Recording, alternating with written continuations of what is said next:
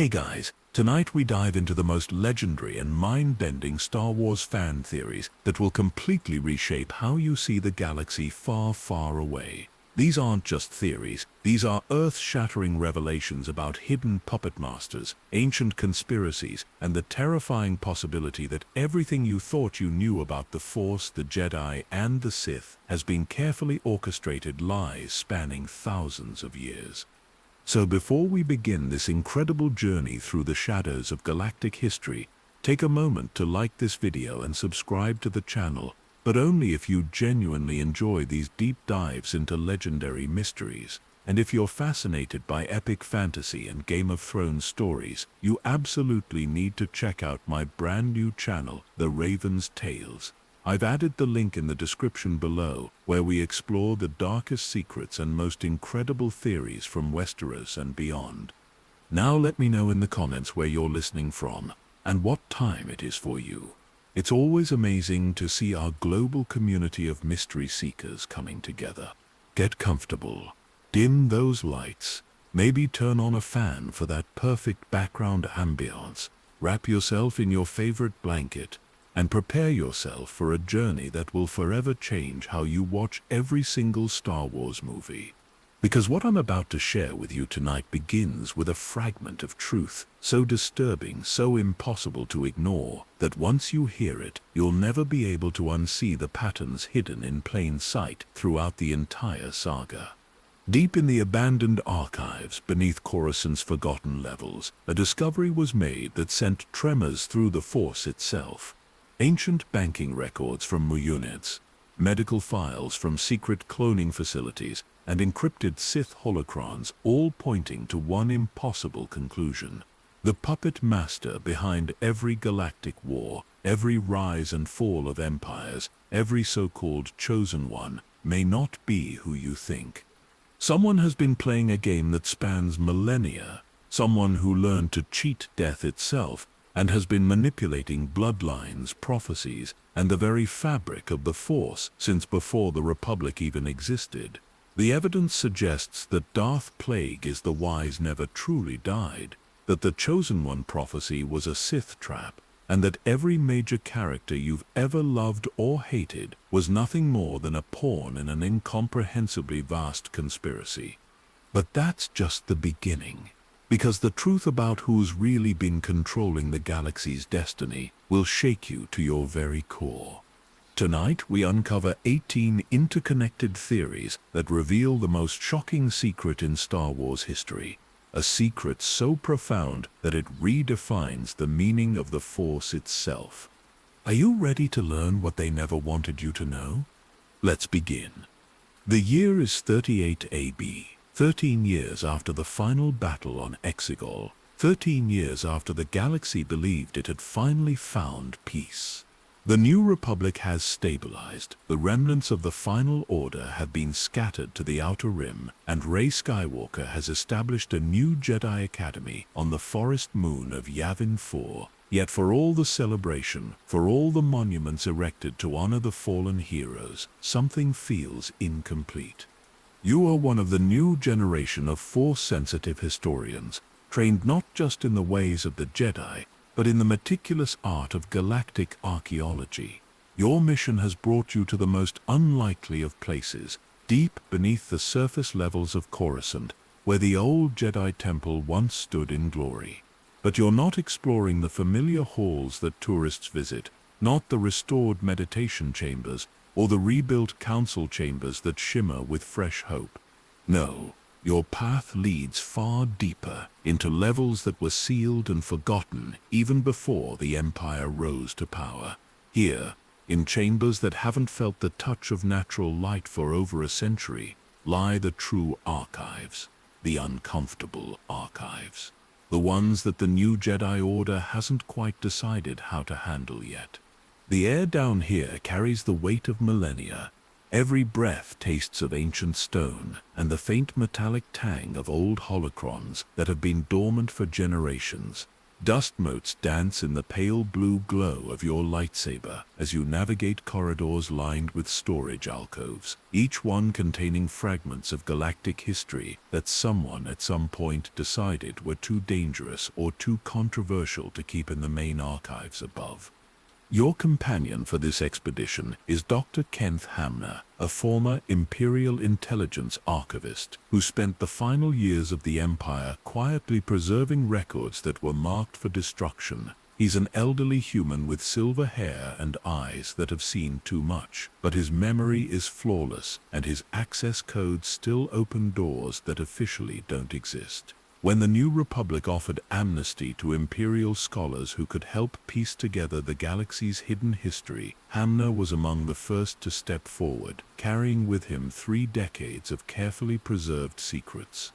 Most beings think history is what gets recorded, Hamner says, as he runs his weathered fingers along a wall of sealed storage units.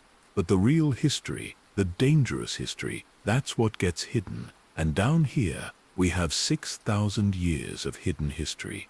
The deeper sections of these archives weren't built by the New Republic, or even by the Old Republic. The stonework is older, much older, carved by hands that knew techniques lost to modern engineers. Some of these chambers date back to the very founding of Coruscant as the galactic capital, and a few may be older still, remnants of whatever civilization existed on this world before it became the center of known space. But it's not just the age of these chambers that sets your nerves on edge. It's the feeling that permeates everything down here, a sense that you're walking through a vast library of secrets that were never meant to be connected. Each archive, each sealed holocron, each encrypted data core represents a piece of a puzzle that someone worked very hard to keep scattered. As you move deeper into the labyrinthine complex, passing rooms filled with Sith artifacts that predate the rule of 2, banking records from financial institutions that existed before the Trade Federation, and medical files from research facilities that have no official existence, one thing becomes increasingly clear. Someone has been very carefully controlling what gets remembered and what gets forgotten, and judging by the patterns you're beginning to see, by the convenient gaps in the historical record and the suspicious coincidences that repeat across different eras, that someone has been at work for a very, very long time. Dr. Hamner stops before a massive vault door marked only with symbols in ancient Sith script. "Are you ready to see how deep this really goes?" he asks. Behind that door lies the beginning of a truth that will redefine everything you thought you knew about the galaxy's greatest heroes and most terrible villains. The vault door opens with a whisper that seems to echo through centuries. The mechanism is so ancient, so perfectly engineered, that despite millennia of disuse, it moves as smoothly as if it were oiled yesterday. But as the massive stone slab slides aside, what strikes you first isn't the sight of what lies beyond, but the silence, not just quiet, but the complete absence of sound that comes from spaces that have been sealed away from the galaxy's breathing for longer than most civilizations have existed. Dr. Hamner steps forward first, his hand steady on the glow rod that cuts through darkness thick enough to feel solid. "What we're about to see," he says, his voice carrying the weight of years spent keeping dangerous secrets, "will require you to forget everything you think you know about how the galaxy works. Not just the politics, not just the wars, but the very nature of time itself." The chamber beyond the vault is enormous, its ceiling lost in shadows that your lights cannot penetrate. But it's not the size that takes your breath away. It's the walls. Every surface, from floor to the edges of visibility, is covered in what appears to be a single, continuous timeline. Not carved, not painted, but somehow grown into the stone itself, as if the rock had been convinced to remember every significant event in galactic history. Your training at the Jedi Academy covered galactic history, of course, the rise and fall of the Old Republic, the Sith Wars, the Mandalorian conflicts, the Clone Wars, the Imperial period, and the recent struggles against the First Order and Final Order. clean, discrete conflicts with clear beginning and ending points, each separated by periods of relative peace and rebuilding. But this timeline tells a different story. Here you can see patterns that your teachers never mentioned. Every major galactic conflict, going back 25,000 years to the infinite empire of the Rakata, follows the same basic structure: a period of stability, the emergence of a charismatic leader or faction, a gradual build-up of tensions, a catastrophic war that devastates entire systems, and then a period of rebuilding that inevitably leads to the next cycle. The Jedi teach that history moves in cycles, Dr. Hamner says, his voice barely above a whisper in the vast chamber.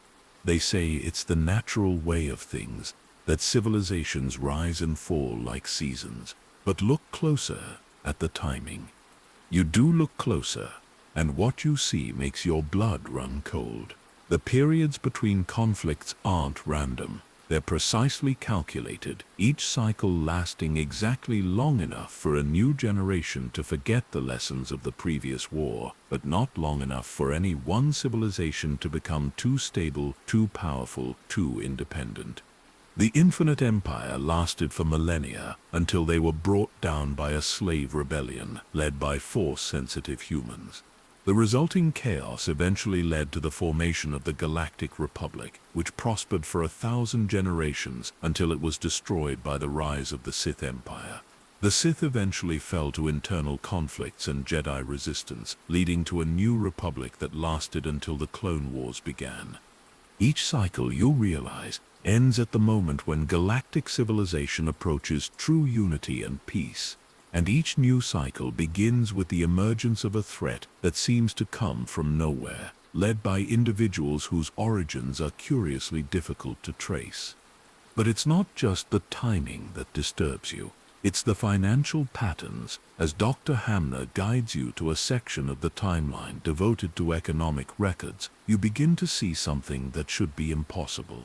The same banking institutions, the same trade routes, the same financial instruments appear in every era, regardless of which government is in power or which species dominates galactic politics. During the Mandalorian Wars, Dr. Hamner explains, pointing to a cluster of financial records that seemed to glow with their own inner light, the Republic borrowed enormous sums to fund their military. The loans came from a consortium of banking clans based in the Outer Rim. When the new Sith Wars erupted 3 centuries later, the Sith Empire received funding from the exact same sources. Same account numbers, same legal structures, same families controlling the purse strings. The pattern continues through every conflict. The Trade Federation that blockaded Naboo was funded by banking interests that could trace their lineage back to the same financial networks that supported both sides of the Great Hyperspace War. The Separatist movement during the Clone Wars was backed by corporations that had been profiting from galactic instability for millennia. And most disturbing of all, the same pattern holds true for the recent conflicts. The First Order's massive fleet and planet-killing weapons were built with resources that came from suppliers who had been selling to both sides of galactic conflicts since before the Republic existed. Someone, you realize aloud, your voice echoing strangely in the ancient chamber, has been funding every side of every major war for 25,000 years. Dr. Hamner nods grimly. That's just the beginning. Look at this section here. He leads you to a wall covered with what appears to be genealogical charts, family trees that stretch across species and millennia. But these aren't ordinary bloodlines. Every major historical figure, every great leader who rose to shape galactic destiny can be traced back to a surprisingly small number of genetic origins. The Jedi teach that the Force flows through all living things, that anyone can potentially touch its power. But according to these records, true Force sensitivity, the kind that produces Jedi Masters and Sith Lords, appears almost exclusively in bloodlines that have been carefully maintained and guided for thousands of years. Revan, one of the greatest Jedi who ever lived, fell to the dark side and became a Sith Lord before finding redemption, Dr. Hamner says, tracing a glowing line on the genealogical display. The official histories say it was the trauma of the Mandalorian Wars that broke him, but look at his bloodline. You follow the genetic trail and see something impossible. Revan's ancestry can be traced back through a dozen different names and species, but the genetic markers remain consistent. More disturbing still, those same markers appear in the bloodlines of other figures who experienced dramatic falls from grace and redemption. Anakin Skywalker, the Chosen One who became Darth Vader before saving his son and destroying the Emperor. Han Solo, who fell to become Kylo Ren before finding his way back to the light. Even going further back, you can see the same genetic signatures in the bloodlines of ancient Jedi who fell to darkness and Sith who found redemption.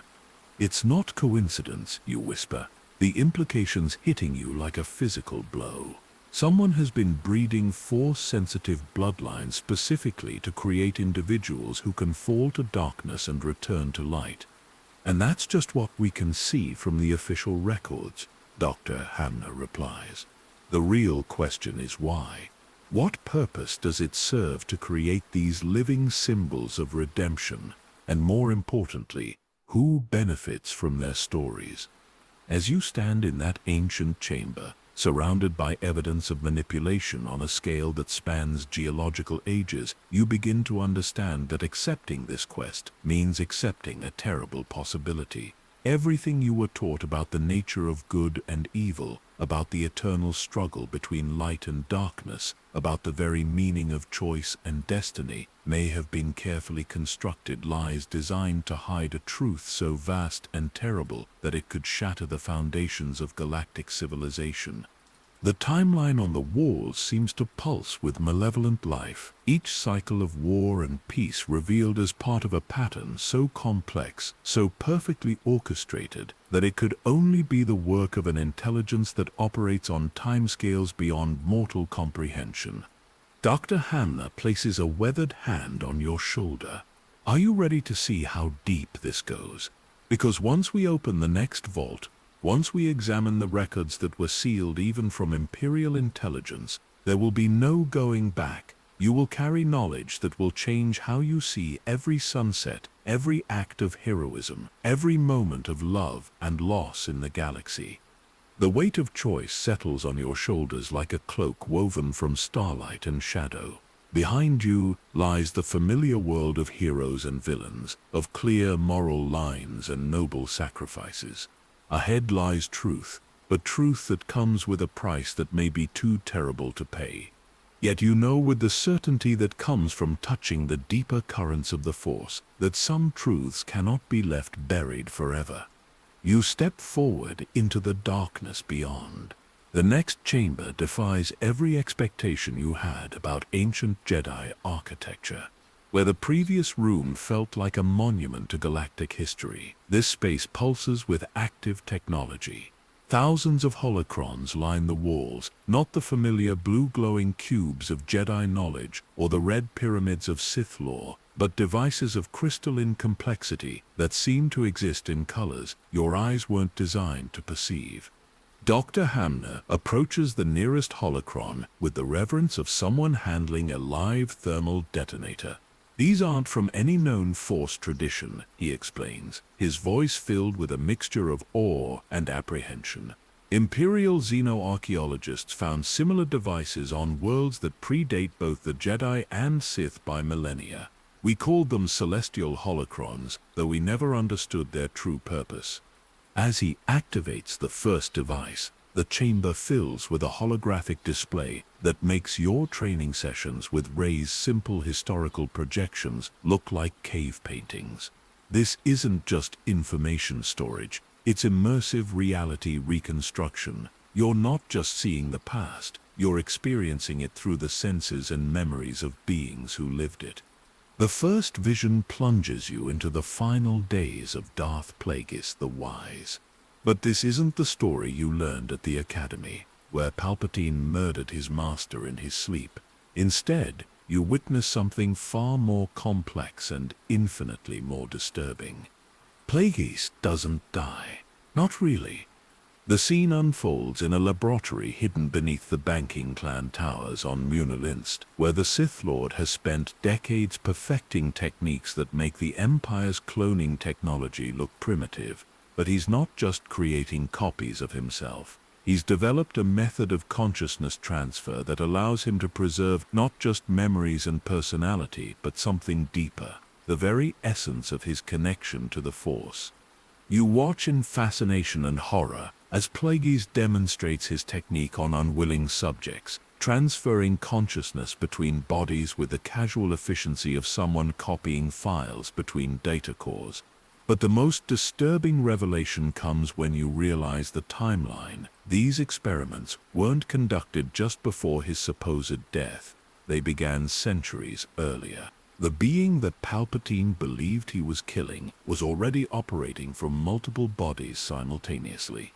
Plagueis had learned to exist as a distributed consciousness, maintaining several physical forms, while his true awareness floated between them like some impossible Force ghost that never died to begin with. The rule of two, Dr. Hamner says, as the holographic display shifts to show Sith Lords throughout history, was never about maintaining the strength of the dark side. It was about maintaining the illusion that there were only two Sith at any given time. But what if the masters never truly died? What if every apprentice who killed his master was actually just destroying one of many bodies? The implications hit you like a collapsing star. Every Sith Lord you learned about at the Academy, every dramatic confrontation between master and apprentice, every story of betrayal and revenge that defines Sith history, may have been elaborate theater performed for the benefit of observers who didn't understand what they were witnessing. The holocron shifts to display financial records that span millennia, and you begin to see the scope of Plagueis' true power. The same genetic signature, the same midichlorian pattern, appears in medical records from across the galaxy going back thousands of years. Different names, different species, different apparent ages, but the cellular structure remains identical. The moon that taught Palpatine was just one face worn by something far older and more patient than any mortal being should be capable of becoming. And if these records are accurate, that something has been the hidden hand behind every major galactic conflict since the fall of the Infinite Empire. But the most chilling discovery comes when the holocron displays the Clone Wars from this new perspective. The entire conflict takes on a different meaning when you realize that the same consciousness that advised Darth Sidious was simultaneously providing guidance to Count Dooku and influencing key separatist leaders. Plagueis wasn't just manipulating both sides of the war, he was the war. Look at the medical facilities. Dr. Hamner directs your attention to a subsection of the display. Every major population center in the galaxy has hidden laboratories that were constructed during the Clone Wars under the pretense of treating wounded soldiers. But the real purpose was far more sinister. The laboratories weren't just treating the wounded, they were studying them. Every clone trooper, every civilian casualty, every Jedi killed in battle was subjected to detailed midichlorian analysis before their bodies were disposed of. Someone was using the galaxy's greatest tragedy as the largest Force sensitivity research project in history. And the data collected from those studies led to something that makes the creation of Anakin Skywalker look like a simple experiment. Hidden facilities on remote worlds, all connected to the same network of financial backers that had funded both sides of the war, were engaged in a project of staggering scope. They were creating chosen ones, not just one, but dozens, potentially hundreds of artificially conceived Force-sensitive beings designed to fulfill specific prophecies at predetermined times. The holocron shows you genetic laboratories hidden on worlds you've never heard of, where beings in medical robes work with samples of genetic material taken from the galaxy's most powerful Force users. Yoda's DNA mixed with Sith Lord chromosomes, Jedi Master genetics combined with the bloodlines of ancient Force-sensitive species that were thought extinct. Anakin Skywalker wasn't unique. You realize with growing horror, he was just the one that worked. Dr. Hamner nods grimly as the display shifts to show a dozen other worlds where similar experiments took place. The Chosen One prophecy wasn't a prediction of the future, it was a promise. Someone guaranteed that a being would emerge to bring balance to the Force because they were creating that being in laboratories across the galaxy. But if Anakin was artificially created, what does that say about Luke and Leia?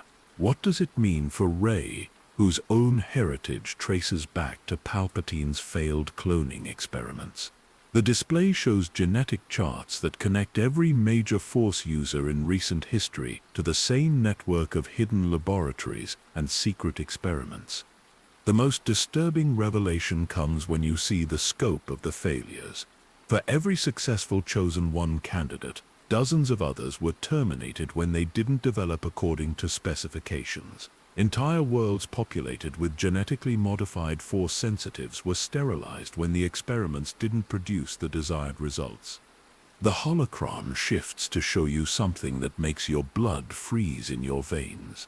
A current star chart showing the location of facilities that are still operational. The project didn't end with Palpatine's death, or even with the destruction of the Final Order. If these records are accurate, the network of laboratories continues to function, continues to create new candidates for purposes that haven't yet been revealed. The Skywalker saga wasn't the end of the story, Dr. Hamner says quietly. It was just the first successful test run. As the holocron's display fades, you're left standing in the chamber with questions that seem too large for any mortal mind to contain. If the greatest heroes of the galaxy were created in laboratories, if their choices were programmed into their genetic structure, if their very capacity for redemption and sacrifice was artificially engineered, then what does it mean to choose between light and darkness? But even as these questions threaten to overwhelm you, you sense that you've only seen the surface layer of a conspiracy that runs deeper than you ever imagined. The financial records, the genetic experiments, the consciousness transfer technology, they're all components of something larger, something that requires a perspective spanning not just centuries but geological ages to comprehend. Dr. Hamner approaches another holocron, this one larger and more complex than the first. Are you ready to see what happened to the failed experiments?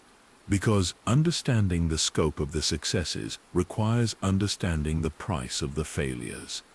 The second holocron awakens with a sound like distant thunder, and as its holographic display begins to coalesce, you realize that everything you've discovered so far has been preparation for a truth so vast and terrible that it will redefine not just galactic history, but the very nature of life and consciousness itself.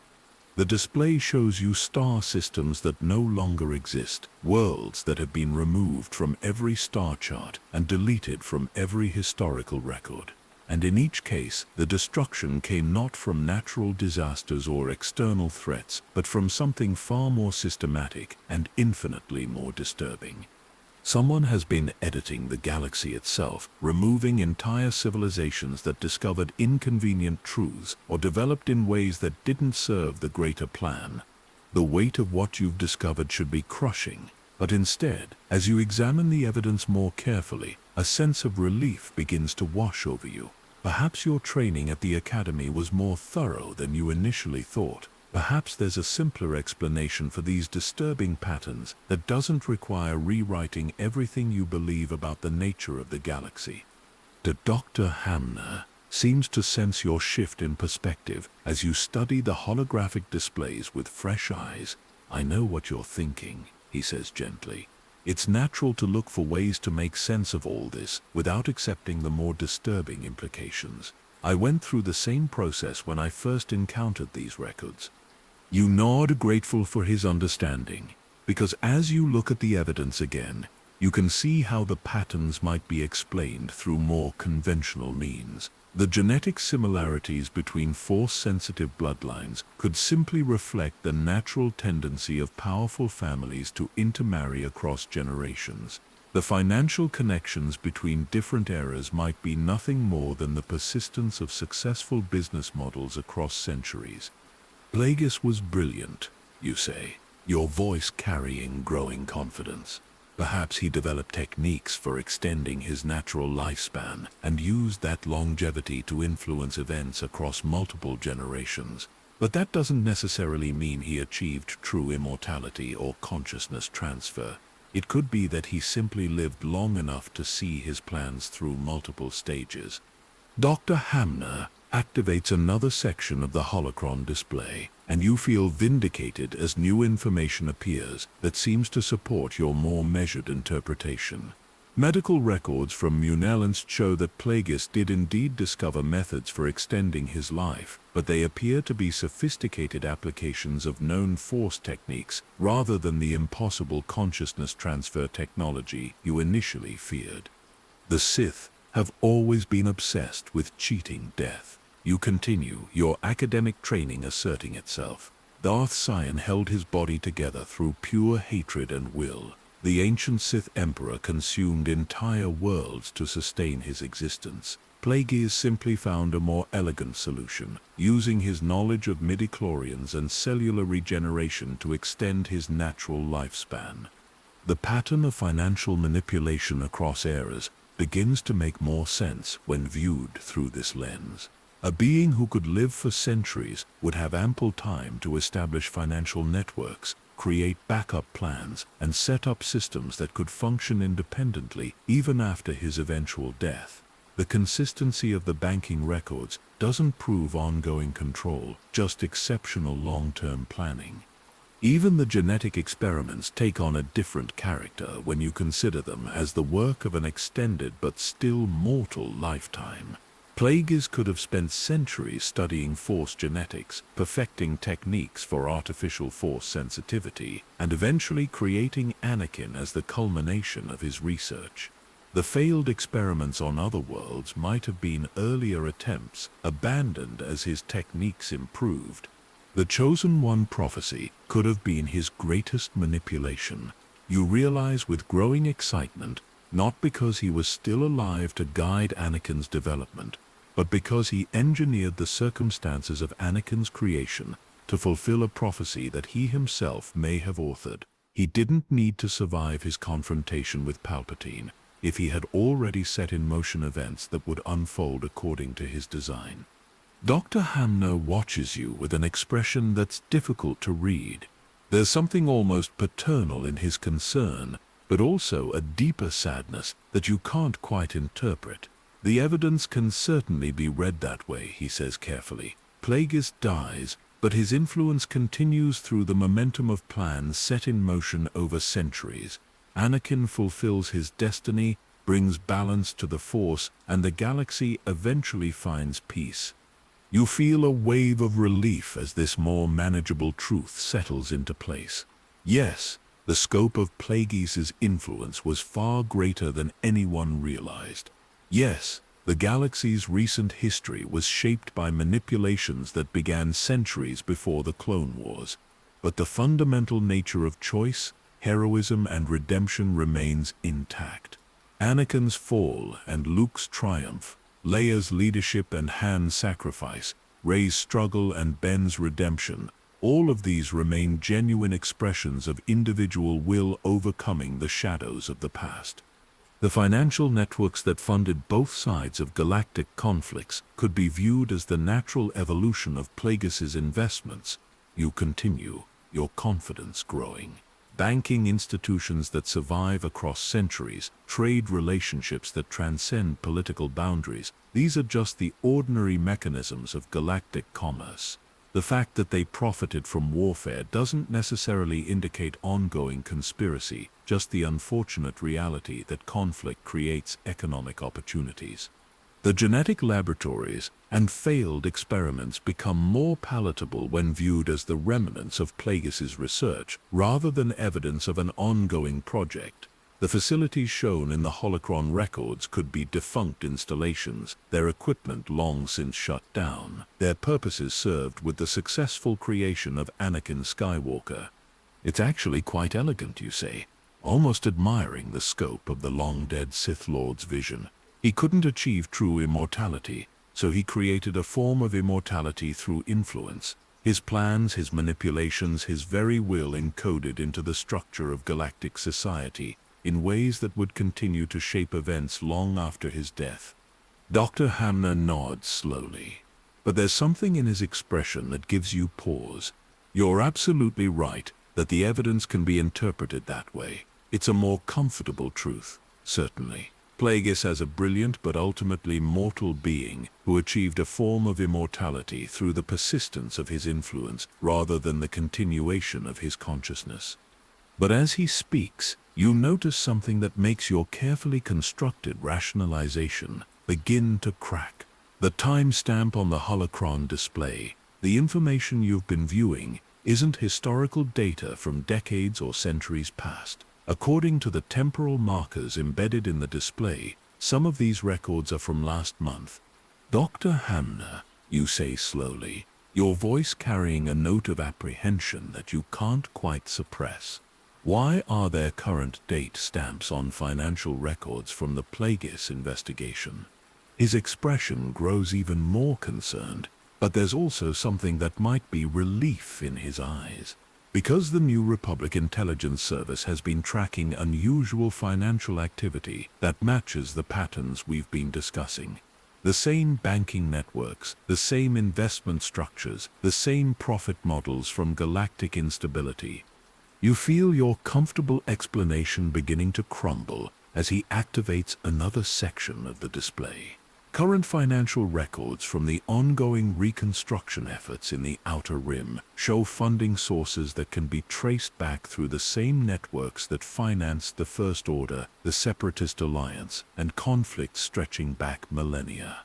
The reconstruction contracts for worlds damaged by the Final Order, Dr. Hamner explains quietly, are being funded by banking institutions that our xenoarchaeologists have now confirmed existed during the Old Republic. The same legal structures, the same corporate entities, the same families controlling the financial flows. The implication is clear and terrifying. Either the galaxy's financial systems are so incredibly static that they've remained unchanged for thousands of years, or something is still actively maintaining these networks, still profiting from galactic instability, still manipulating events according to plans that began in the ancient past. There's more, Dr. Hamner says, his voice heavy with the weight of secrets that he's carried alone for too long. New Republic intelligence has identified genetic laboratories that are still operational. The same facilities, the same research programs, the same experiments that created Anakin Skywalker. They're still running. Your comfortable explanation dissolves completely as the holocron displays current surveillance data from hidden facilities across the galaxy. The scope of the ongoing operation is staggering. Not just a few holdover installations from the Imperial era, but a vast network of research centers that have been operating continuously for decades, possibly centuries. And according to the genetic analysis being conducted in these facilities, the artificial creation of Force-sensitive beings didn't end with Anakin or even with Rey. The project is ongoing, with new candidates being developed according to specifications that suggest someone is still actively guiding the research. The comfortable truth, Dr. Hamner says gently, is that a brilliant but mortal Sith Lord created a conspiracy that outlived him. The uncomfortable truth is that the conspiracy is still active, still guided by an intelligence that has been manipulating galactic events for far longer than any mortal being should be capable of managing. As you stand in the ancient chamber, surrounded by evidence that refuses to fit into manageable categories, you realize that your brief journey into comfortable rationalization has been nothing more than a pleasant detour from a truth that demands to be confronted, no matter how impossible it seems. 3 days later, you find yourself standing at the edge of the Valley of the Dark Lords on Korriban, where the ancient tombs of the Sith stretch across a landscape that seems to absorb light itself. The journey from Coruscant's hidden archives to this desolate world has given you time to process the implications of what you discovered, but nothing could have prepared you for the reality of walking among monuments to power that spans millennia. Dr. Hamner has arranged for your small expedition to include Dr. Sereth Kuryil, a Twi'lek archaeologist who spent decades studying Sith architecture before the New Republic's amnesty programs allowed her to share her knowledge openly. Her expertise has proven invaluable as you navigate the complex system of burial chambers and meditation crypts that extend far deeper into Kuruban's crust than most scholars realize. The surface tombs, Dr. Cole explains, as she leads you through passages carved from living rock, are tourists and beginning researchers see dramatic monuments to individual Sith Lords, each one trying to outdo their predecessors in terms of grandeur and intimidation. But the real archives, the ones that contain knowledge too dangerous for apprentices, those are much deeper. The descent takes hours, leading through chambers filled with Sith artifacts that predate the establishment of the Rule of Two by centuries. Ancient lightsabers with crystalline focusing arrays that no modern smith knows how to recreate. Meditation spheres that still pulse with dark side energy after thousands of years of dormancy. And everywhere, inscriptions in scripts so old that even Dr. Cole's expertise can only provide partial translations. But it's not the artifacts that draw your attention as you move deeper into the tomb complex. It's the architecture itself. The deeper chambers follow design principles that seem to violate the basic laws of physics, with spaces that appear larger on the inside than the outside, corridors that connect in ways that shouldn't be geometrically possible, and meditation alcoves where the Force seems to flow in patterns that defy conventional understanding. Pre-Republic Sith weren't just warriors and politicians, Dr. Cole says, as she runs her hands along walls covered in mathematical formulas that hurt to look at directly. They were scientists, philosophers and engineers on a level that we're only beginning to appreciate. Some of their techniques for manipulating space-time through the Force were so advanced that we still don't understand how they worked. The deeper you go, the more you begin to sense that you're not just exploring ancient ruins. There's an awareness here, a presence that seems to observe your progress with the patience of something that has been waiting for specific visitors to arrive at a predetermined time. The Force flows differently in these depths, carrying whispers of knowledge that existed before the galaxy learned to fear the dark side. It's in the deepest chamber, a vast spherical space carved from a single piece of crystalline rock, that you make the discovery that changes everything you thought you understood about the nature of prophecy and destiny. The walls are covered with what appears to be a complete record of every Force-sensitive being born in the galaxy over the past 25,000 years. Not just the famous ones, not just the Jedi and Sith, but millions of individuals whose connection to the Force ranged from barely perceptible to legendary. This is impossible. You breathe as you study the vast database of genetic information, birth records, and Force sensitivity measurements.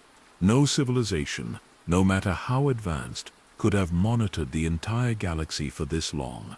Dr. Hamner activates a holocron interface that's been built into the chamber's central pedestal, and the walls come alive with holographic displays that show the scope of the surveillance network.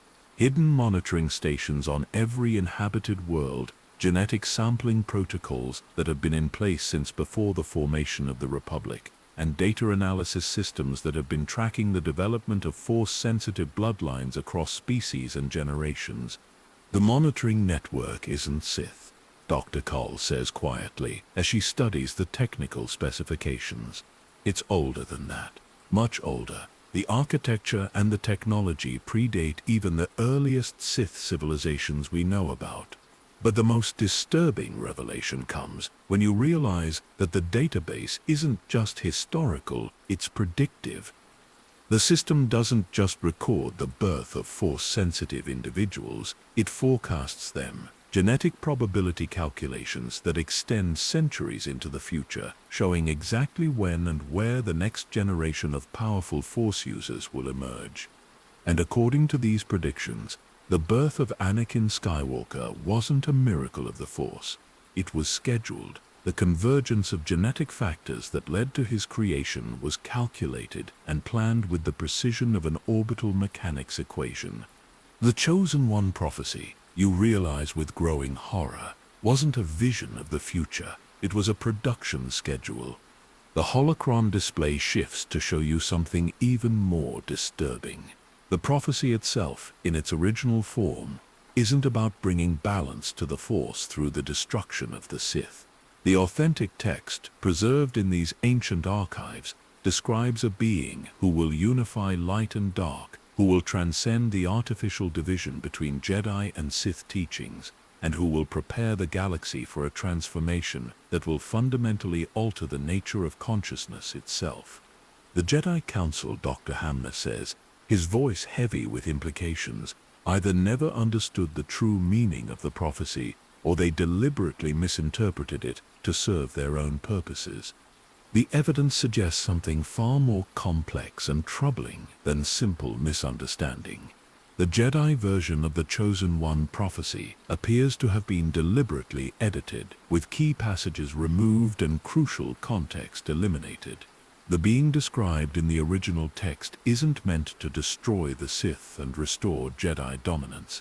He's meant to prepare the galaxy for the emergence of something entirely new. Dr. Cowell discovers additional chambers that contain records of other Chosen Ones throughout galactic history. Beings who fulfilled similar prophecies, who unified opposing Force traditions, and who facilitated major transitions in galactic consciousness. Each one appeared at a moment when civilization was ready for a fundamental shift in how sentient beings relate to the Force and to each other. The pattern repeats across millennia, she explains, as she shows you genetic records of these historical figures. Every few thousand years, when galactic civilization reaches a certain level of development, a being emerges who transcends traditional Force teachings and guides society toward a new understanding of reality itself. But the records also show what happened to most of these transformational figures. They were eliminated, not by external enemies, but by the very institutions they were meant to transform. Jedi and Sith working together, for once, to prevent the emergence of a perspective that would make their eternal conflict irrelevant. Anakin wasn't the first Chosen One to be corrupted and turned against his destiny. He was just the most recent in a long line of beings who were manipulated into fulfilling a false version of their true purpose. The pattern suggests that someone has been systematically preventing the galaxy from achieving the transformation described in the original prophecies. The Force flows through the ancient chamber with increasing intensity as you absorb these revelations, and you find yourself experiencing visions that seem to come from the crystalline walls themselves. Images of civilizations that achieved the unity described in the prophecies, worlds where the artificial division between light and dark was transcended, societies where the Force flowed freely through every aspect of life without the destructive conflicts that have defined galactic history. But these visions also show you what happened to those civilizations. They didn't fall to war or natural disaster. They were systematically destroyed by forces that seemed to emerge from nowhere, wielding technology and techniques that were far in advance of anything those peaceful societies had developed. Someone, you realize with a chill that goes deeper than the cold stone of the tomb, has been editing galactic evolution itself. Every time a civilization gets close to transcending the conflict between light and dark, every time a society begins to develop beyond the limitations that have defined galactic culture for millennia, something intervenes to reset the process. So Dr. Hamner nods grimly as he activates another section of the display. The question is whether that intervention comes from surviving members of those advanced civilizations trying to prevent others from making the same mistakes they made, or from something else entirely, something that benefits from keeping the galaxy locked in patterns of conflict and spiritual limitation. The chamber's central holocron begins to emit a sound that's barely perceptible, a harmonic frequency that seems to resonate with the crystalline structure of the walls themselves. As the sound builds, the force presence that has been observing your expedition becomes more pronounced, more focused, as if your discoveries have triggered some kind of ancient protocol. The visions intensify, showing you glimpses of the galaxy's hidden history from perspectives that no mortal being should possess. You see the formation of the First Republic not as a triumph of democracy and cooperation, but as a carefully orchestrated limitation on civilizations that were beginning to develop beyond the parameters that someone or something had established for galactic evolution. The infinite empire of the Rakata, always portrayed in histories as a cautionary tale about the dangers of unchecked power and dark-side corruption, takes on a different character in these visions.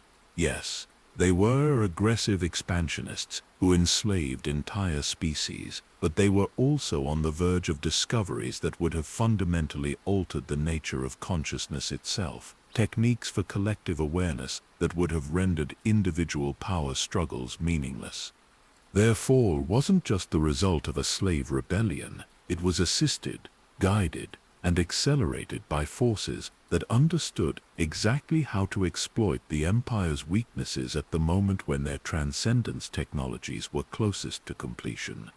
Every galactic civilization that has approached true unity, Dr. Cole says, as she studies displays showing the fate of dozens of advanced societies, has been systematically destroyed or diverted just before achieving breakthrough. The pattern is so consistent that it can't be coincidence. The implications settle over you like a shroud woven from the darkness between stars. If these records are accurate, then the galaxy's entire history has been artificially constrained, held within parameters that prevent the natural evolution of consciousness while maintaining the appearance of progress and development. The Jedi and Sith conflict isn't an eternal struggle between light and darkness. It's a containment system, designed to channel force-sensitive individuals into predetermined roles that serve a larger purpose while preventing them from discovering their true potential. And the Chosen One prophecy, in its corrupted form, isn't about bringing balance to the Force. It's about maintaining the balance of limitation, ensuring that neither side of the artificial conflict ever gains enough advantage to transcend the system entirely.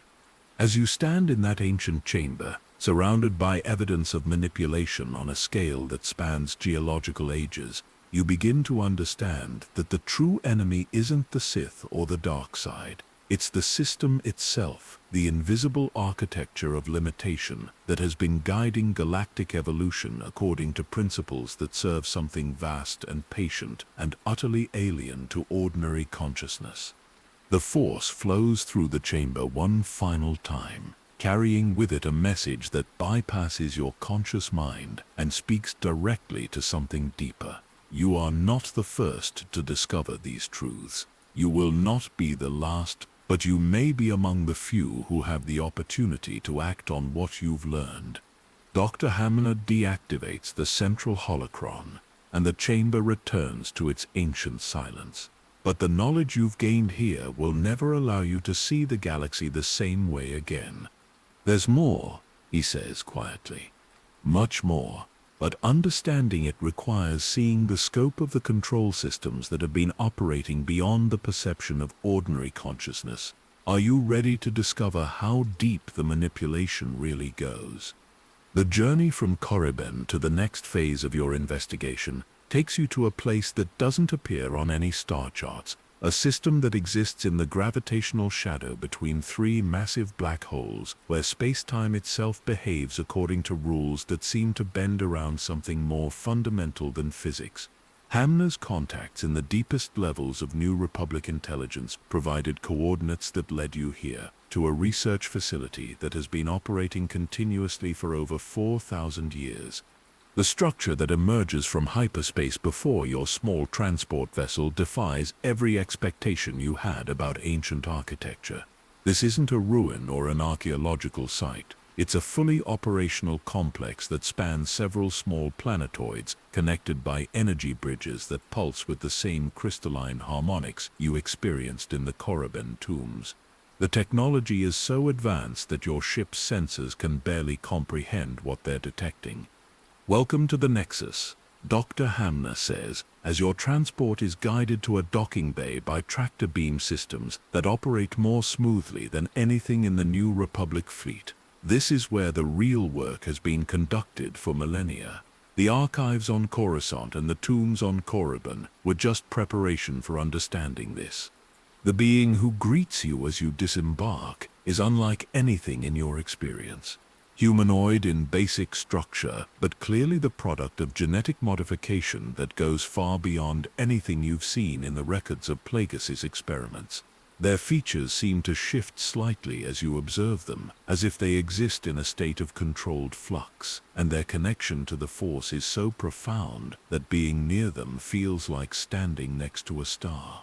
"I am Keeper Voss," they say, their voice carrying harmonics that seem to bypass your ears and speak directly to your consciousness. "I have been waiting for you to arrive at this stage of understanding. The knowledge you seek exists, but receiving it requires accepting truths that will fundamentally alter your relationship with reality itself." The facility's interior reveals the scope of the operation you've stumbled into. This isn't just a research station, it's a complete civilization built around the study and manipulation of consciousness on a galactic scale. Thousands of beings from species you've never seen work with technology that makes the most advanced Republic systems look primitive, all focused on projects that seem to deal with the fundamental nature of existence itself. Keeper Voss leads you through laboratories where the boundaries between organic and technological, between individual and collective consciousness have been deliberately blurred. You witness experiments in progress that involve the direct manipulation of Force energy at the quantum level, techniques for editing the genetic structure of entire species across multiple generations, and technologies that allow consciousness to exist independently of biological substrate. "The being you know as Darth Plagueis," Keeper Voss explains, as you observe a demonstration of consciousness transfer between specially prepared host bodies, was one of our most successful field operatives. His work with midi-chlorian manipulation and artificial force sensitivity provided crucial data for our larger projects. The revelation hits you like a physical blow. Plagueis wasn't operating independently. He was part of a network, a civilization that has been conducting experiments on galactic consciousness for thousands of years. The Sith Lord's techniques for cheating death, his methods for creating Force-sensitive beings, his manipulation of galactic politics, all of it was guided by an intelligence that operates on scales that dwarf individual ambition or even species-level thinking. But his work was just one component of a much larger project. Keeper Voss continues, leading you to an observation deck that overlooks what appears to be a complete galactic simulation. Understanding the full scope requires seeing the pattern from a perspective that encompasses multiple galactic cycles. The simulation shows you the galaxy as you've never seen it before, not as a collection of star systems and civilizations, but as a single, evolving organism. Each species, each world, each individual consciousness is revealed as a component in a vast biological system that operates according to principles you're only beginning to grasp. The wars, the conflicts, the rise and fall of civilizations, all of it serves the same function as neural activity in a developing brain. The galaxy isn't just evolving technologically or socially, it's developing consciousness on a scale that makes individual awareness look like cellular activity within a larger organism. The artificial limitations placed on galactic development, Keeper Voss explains, weren't designed to prevent progress. They were designed to ensure that progress occurs in ways that serve the larger developmental process. Every conflict, every struggle between light and dark, every moment of choice and consequence contributes to the maturation of galactic consciousness. You watch the simulation show the formation and destruction of civilizations across millions of years and begin to see the pattern that Keeper Voss is describing. The galaxy isn't random, it's purposeful. The apparent chaos of galactic history masks an underlying developmental process that's been guided by intelligence that operates on temporal scales that make individual lifespans irrelevant. The Chosen One prophecy, you realize with a mixture of awe and horror, isn't about individual salvation or the triumph of good over evil. It's about triggering the next phase of galactic consciousness development. Keeper Voss nods approvingly. Anakin Skywalker's role wasn't to bring balance to the Force as individuals understand it. His function was to catalyze the conditions necessary for the galaxy to transition from its current stage of development to something far more integrated and aware. The simulation shows you what that transition looks like from the perspective of galactic consciousness. Individual awareness doesn't disappear, but it becomes part of something larger, more complex, more capable of understanding and manipulating reality at fundamental levels. The conflicts between species, between ideologies, between light and dark, all resolve into harmony when viewed from the perspective of integrated galactic awareness. But the simulation also shows you the resistance to this transition. Individuals and civilizations that fight against integration, that insist on maintaining the illusion of separation and conflict, and it shows you what happens to those who resist too strongly or too long. The civilizations that were destroyed, you say, your voice barely above a whisper, weren't eliminated because they were threats. They were terminated because they refused to participate in the integration process. Every system has antibodies, Keeper Voss replies. Components that resist the natural developmental process must be neutralized to prevent them from interfering with the larger pattern.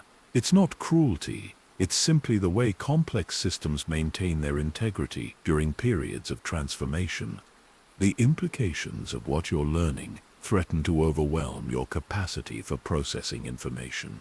If these beings are correct, then everything you've understood about free will, individual choice, and moral responsibility has been based on an illusion. You're not independent agents making choices about your own destiny. You're components in a vast organism that's developing toward a form of consciousness that transcends anything you can imagine. Dr. Hamner, who has been unusually quiet during this revelation, finally speaks. The question isn't whether this is true, he says, his voice heavy with the weight of understanding. The question is what we do with this knowledge. Do we accept our role as components in a larger system, or do we resist integration and accept the consequences? Keeper Voss activates another section of the simulation, showing you the current state of galactic development. According to their analysis, the transition phase is accelerating. The events of the recent conflicts, the emergence of Force-sensitive individuals like Rey and Ben Solo, the destruction of traditional power structures, all of it indicates that the galaxy is approaching a critical threshold. The next phase of the process requires conscious cooperation from key individuals, Keeper Voss explains. The transition can occur naturally through the gradual breakdown of existing limitations and the emergence of integrated awareness, or it can be accelerated through the direct participation of beings who understand the larger pattern and choose to facilitate the transformation. The choice they're offering you becomes clear. You can return to the galaxy with the knowledge you've gained, continue your life as an individual consciousness within the existing limitations, and wait for the natural process to unfold over potentially thousands of years. Or you can accept integration into their network, contribute your unique perspective to the collective intelligence that's guiding galactic development, and help accelerate the transition to integrated consciousness. The decision doesn't have to be made immediately, Keeper Voss says, sensing your hesitation.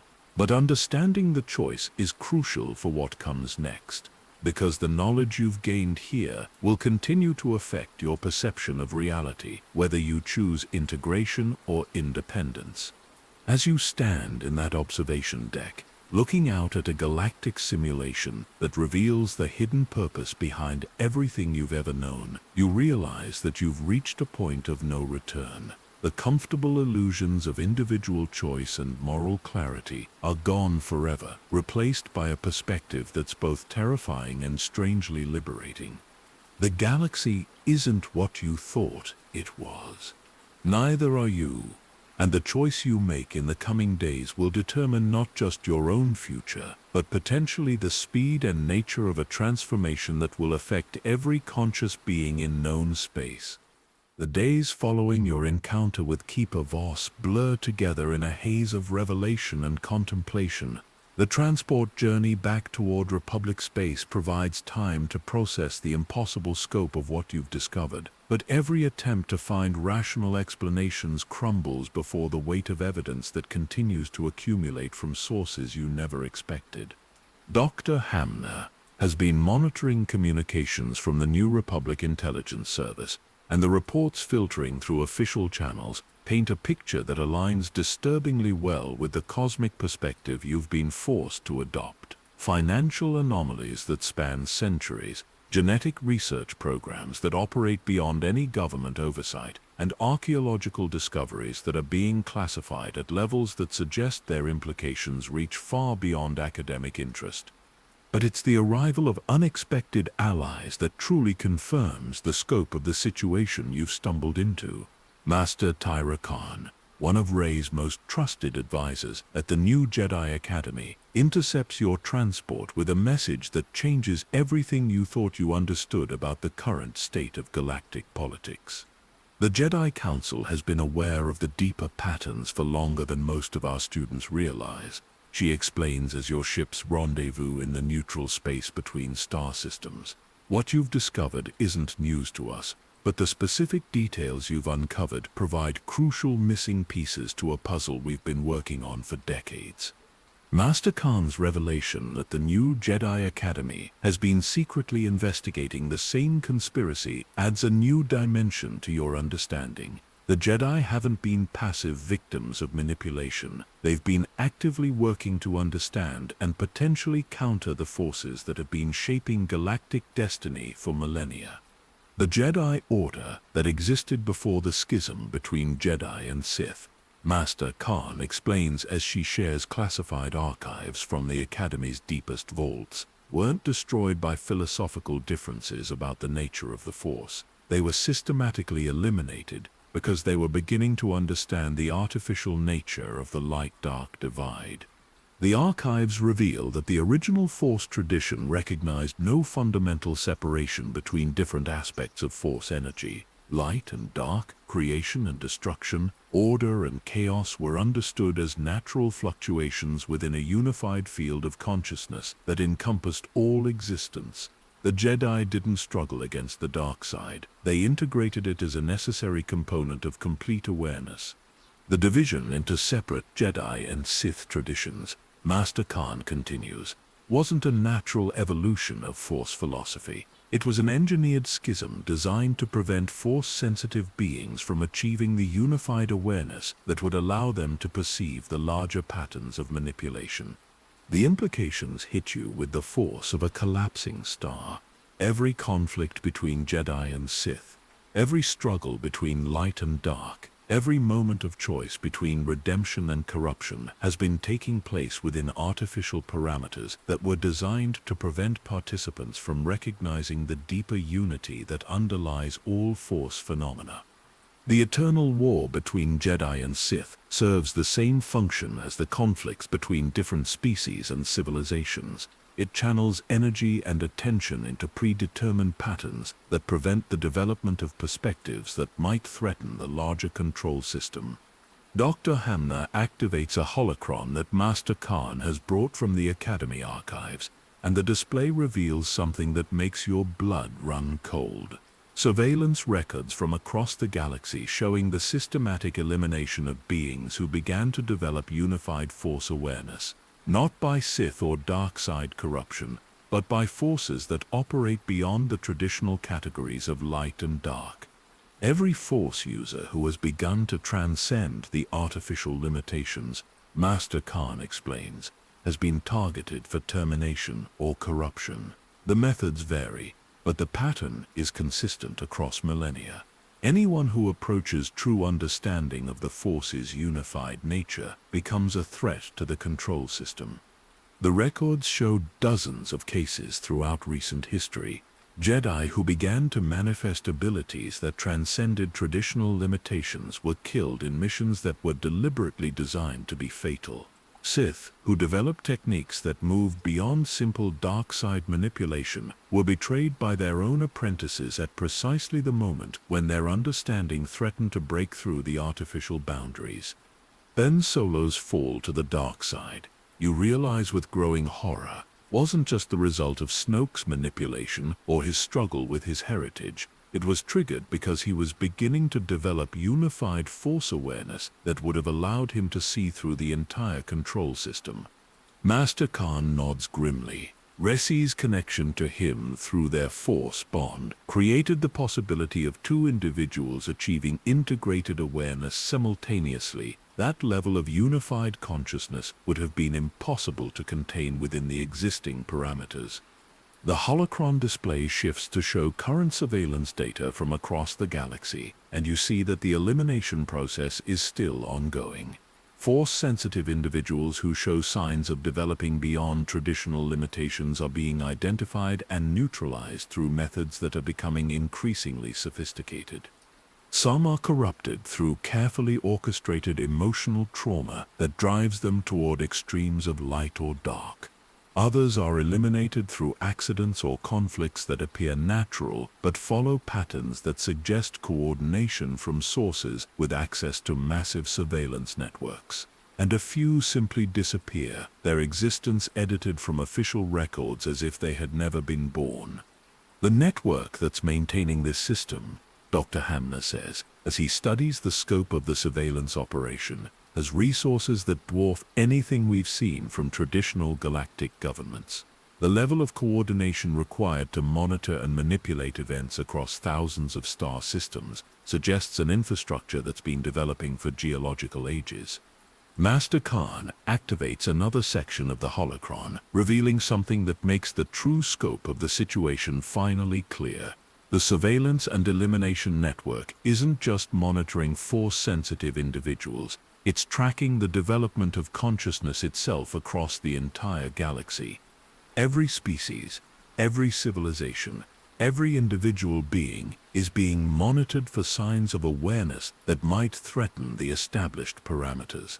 The system doesn't just control Force users, it controls the development of consciousness at every level of galactic society. The trading networks, the political systems, the educational institutions, the entertainment media, Master Khan explains, all of it is designed to channel consciousness development along predetermined paths that prevent beings from recognizing their true nature or their relationship to the larger patterns. You watch the display show the subtle ways that galactic culture has been shaped to maintain artificial limitations. Scientific research that approaches unified field theories is diverted into specialized disciplines that prevent researchers from seeing the larger picture. Philosophical traditions that might lead to transcendent awareness are corrupted with dogmatic thinking that channels energy into conflict rather than integration.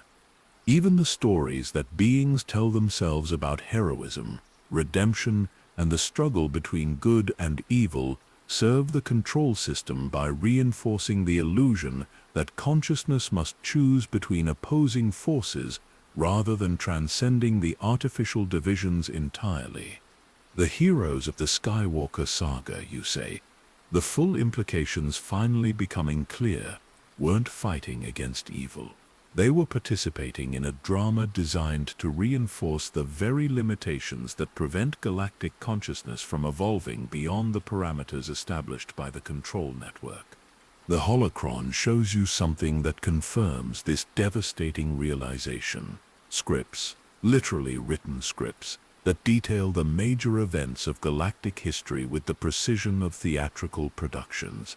The rise and fall of the Empire, the emergence of the rebellion, the corruption and redemption of Anakin Skywalker, all of it following predetermined narrative patterns that serve specific functions in maintaining the control system. Luke's heroism, Leia's leadership, Han's sacrifice, Master Khan says quietly, were genuine expressions of individual choice and courage.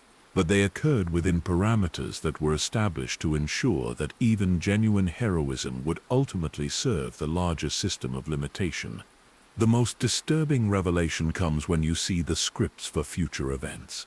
According to the network's planning documents, the current period of relative peace and reconstruction is temporary.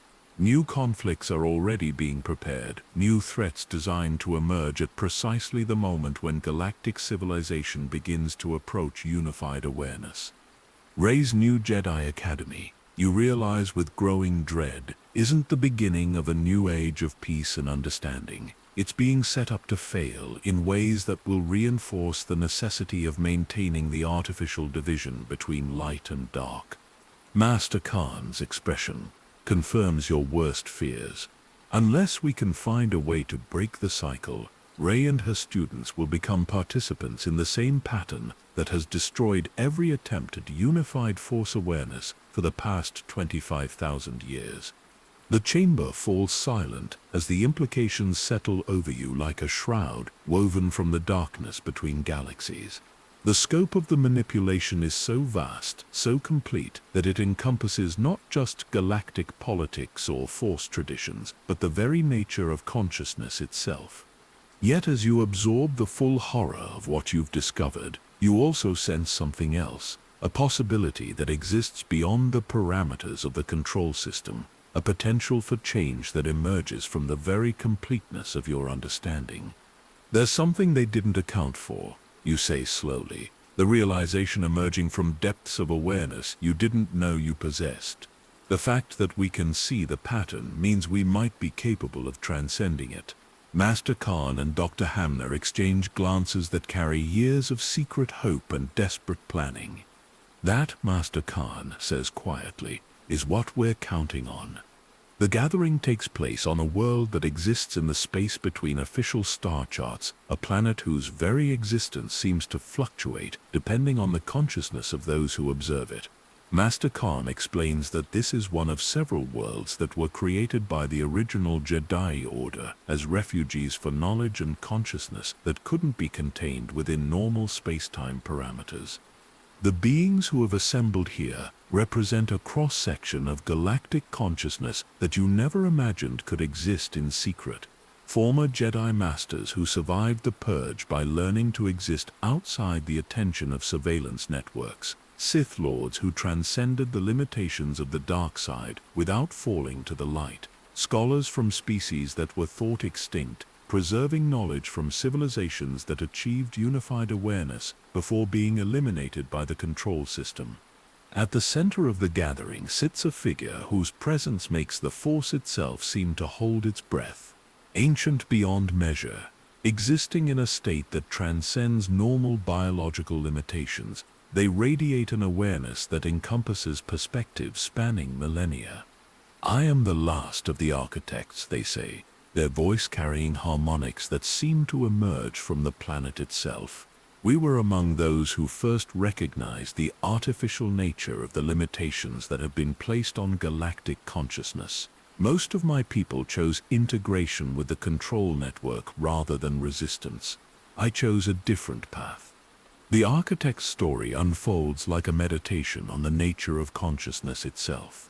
Their civilization achieved unified awareness over 1 million years ago, transcending the need for individual bodies and existing as pure consciousness capable of manipulating reality at fundamental levels. But their transcendence attracted the attention of something even older, something that had been guiding the development of galactic consciousness according to parameters that served purposes beyond any single species or civilization. The network that you've discovered isn't the ultimate source of control, the architect explains. It's a management system created by consciousnesses that exist on scales so vast that individual galaxies are merely components in structures that encompass multiple dimensional realities. The revelation that the conspiracy extends beyond the galaxy itself should be overwhelming. But somehow the architect's presence provides a sense of peace that allows you to absorb even impossible truths without losing your sanity. Their consciousness encompasses perspectives that make the manipulation of galactic civilization seem like a minor administrative task within a cosmic project of unimaginable scope. Ray's lineage, the architect continues, represents the culmination of genetic experiments that have been ongoing for far longer than your investigations have revealed. Her connection to Palpatine isn't accidental, and neither is her relationship to the Skywalker legacy. She was engineered to serve as a focal point for consciousness that could either accelerate the integration process or provide the foundation for transcending it entirely. Master Khan shares records from the new Jedi Academy that confirm the architect's statement. Rey's students aren't developing according to traditional Jedi patterns. Their connection to the Force manifests in ways that bypass the conventional limitations between light and dark, and their awareness grows at rates that suggest they're accessing knowledge that exists beyond individual learning. Ben Solo's redemption, you realize, wasn't just about saving his soul. It was about creating the emotional and spiritual conditions necessary for Rey to transcend the parameters that have contained Force awareness for millennia. The architect nods approvingly. The love between them, the balance of light and dark that their connection represented, generated resonance patterns in the Force that opened possibilities for consciousness development that the control network couldn't predict or contain. But the gathering isn't just about understanding the scope of the manipulation. It's about planning resistance that could actually succeed where millennia of previous attempts have failed. The beings assembled here represent fragments of knowledge and awareness that have survived the systematic elimination of transcendent consciousness, and their combined understanding suggests possibilities for change that exist beyond the parameters of the control system. A former Sith Lord named Darth Maul, who somehow survived the destruction of his physical form and learned to exist as pure Force consciousness, shares techniques for awareness that transcend the traditional boundaries between life and death. His methods allow consciousness to persist beyond biological limitation while maintaining individual identity and choice. The control network can manipulate biological beings, he explains, his presence manifesting as patterns of Force energy that speak directly to consciousness. But awareness that exists independent of physical substrate operates according to different rules. The network's surveillance and elimination protocols are designed for biological targets. An ancient Jedi master named Qui-Gon Jinn, whose consciousness achieved a form of immortality that allowed him to exist beyond the network's perception, describes techniques for maintaining awareness in states that appear to be death, but are actually transcendence beyond biological limitation. Becoming one with the Force, he explains, isn't about losing individual identity. It's about expanding awareness to encompass perspectives that exist beyond the artificial limitations that have been placed on consciousness development. The gathering shares knowledge that reveals the true scope of possibilities that exist beyond the control network's parameters.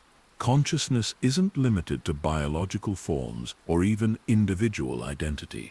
Awareness can expand to encompass multiple perspectives simultaneously, exist across different dimensional realities, and manipulate the fundamental forces that shape reality itself. But the most crucial revelation comes from beings who have successfully transcended the network's control while maintaining their ability to operate within normal space-time. They describe techniques for consciousness development that bypass the surveillance systems by existing in states that the network wasn't designed to detect or understand. The key, explains a being whose species achieved collective consciousness while maintaining individual identity, is recognizing that the limitations aren't real. They're imposed from outside, maintained through belief and acceptance rather than fundamental necessity. The Force flows through the gathering with increasing intensity as the assembled beings share their knowledge, and you begin to understand that you're not just receiving information, you're being prepared for transformation. The awareness that emerges from this gathering isn't just intellectual understanding, it's direct experience of consciousness that exists beyond the parameters that have defined your existence. As the formal sharing concludes, the beings begin to demonstrate abilities that transcend every limitation you've been taught to accept. Matter responds to consciousness as if physical laws were suggestions rather than absolute rules. Time flows in patterns that allow past and future to exist simultaneously. Space itself becomes malleable, shaped by awareness that recognizes no boundaries between self and cosmos. This is what the control network prevents, the architect says, as reality shifts around you in response to collective consciousness. Not just advanced technology or political freedom, but the recognition that consciousness itself is the fundamental force that shapes all existence. The demonstration ends, but the experience leaves you permanently changed. The artificial limitations that once seemed like natural boundaries now feel like temporary constraints that exist only as long as consciousness accepts them as real. The force doesn't flow through you. You realize you flow through the force as manifestations of awareness that exist beyond individual identity. The choice we face, Master Khan says, as the gathering prepares to disperse, isn't between resistance and submission to the control network. It's between maintaining the illusion of limitation and accepting the responsibility that comes with transcendent awareness. The beings who have shared their knowledge begin to fade from normal perception, returning to states of existence that operate beyond the network's ability to detect or influence. But their presence continues to resonate in the force, available to consciousness that learns to access awareness beyond individual perspective. As you prepare to leave this world that exists between realities, you understand that everything has changed. Not just your knowledge of galactic history or the nature of the conspiracy, but your fundamental relationship to existence itself. The person who arrived at this gathering was still thinking in terms of individual choice and limitation. The consciousness that prepares to leave encompasses perspectives that transcend those artificial boundaries. The next phase of your journey will require operating with awareness that exists beyond the parameters that define normal consciousness, while maintaining the ability to function within a reality that most beings still experience as fundamentally limited. Are you ready? The architect asks as the world begins to shift around you, to discover what becomes possible when consciousness recognizes no limitations except those it chooses to accept.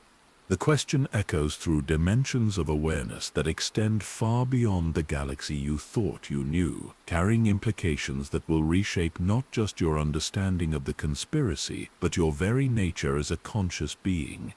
The return to normal space-time feels like awakening from a dream that was more real than reality itself. The consciousness that experienced transcendence beyond limitation must now operate within a galaxy that still functions according to rules that you now understand to be artificial constructs. But the knowledge gained from the gathering continues to influence your perception, revealing patterns and connections that were invisible before your awareness expanded beyond individual perspective. Dr. Hamner's research has continued during your absence, and the evidence he's compiled confirms the most disturbing implications of what you experienced with the architects. The financial networks that have funded galactic conflicts for millennia aren't just persistent business relationships that survived across generations. They're direct manifestations of consciousness that exists beyond biological limitation, maintaining corporate identities and legal structures across centuries by transferring awareness between specially prepared host bodies. The banking clan leadership that negotiated with the Trade Federation during the Clone Wars, Dr. Hamner explains as he displays genetic analysis data that makes your enhanced awareness recoil in recognition, shows identical cellular markers to banking executives from the old Republic era, going back over 3,000 years. The implications crystallize with the force of a revelation that reshapes everything you thought you understood about the nature of identity and consciousness. The beings who have been manipulating galactic civilization aren't just long-lived or technologically advanced. They're the same individuals, the same consciousness, operating through a succession of bodies across millennia. Darth Plague is the wise. You realize with a chill that goes deeper than fear, isn't a title or a historical figure. It's a name that has been carried by the same consciousness operating through different bodies for thousands of years. The evidence supporting this impossible conclusion comes from sources you never expected. Medical records from across the galaxy show the same genetic markers, the same midichlorian patterns, appearing in individuals who supposedly lived centuries apart. But the markers aren't just similar, they're identical at the cellular level, indicating not just genetic relationship, but direct consciousness transfer. Master Khan's investigation at the Jedi Academy has uncovered archives that confirm what your expanded awareness already suspected. The Sith Lord who taught Palpatine wasn't just influenced by ancient Sith traditions, he was the direct continuation of consciousness that had been manipulating galactic events since before the Republic existed. The Rule of Two was never about maintaining Sith strength through concentrated power, Master Khan explains, as she shares classified records that trace the genetic lineage of Sith Lords across millennia. It was about maintaining the appearance of succession while ensuring continuity of the same consciousness through carefully orchestrated deaths and rebirths. The holocron displays reveal the scope of the deception with nauseating clarity. Every dramatic confrontation between Sith master and apprentice, every story of betrayal and revenge that defines Sith history was elaborate theater designed to hide the fact that the same consciousness was playing multiple roles across centuries.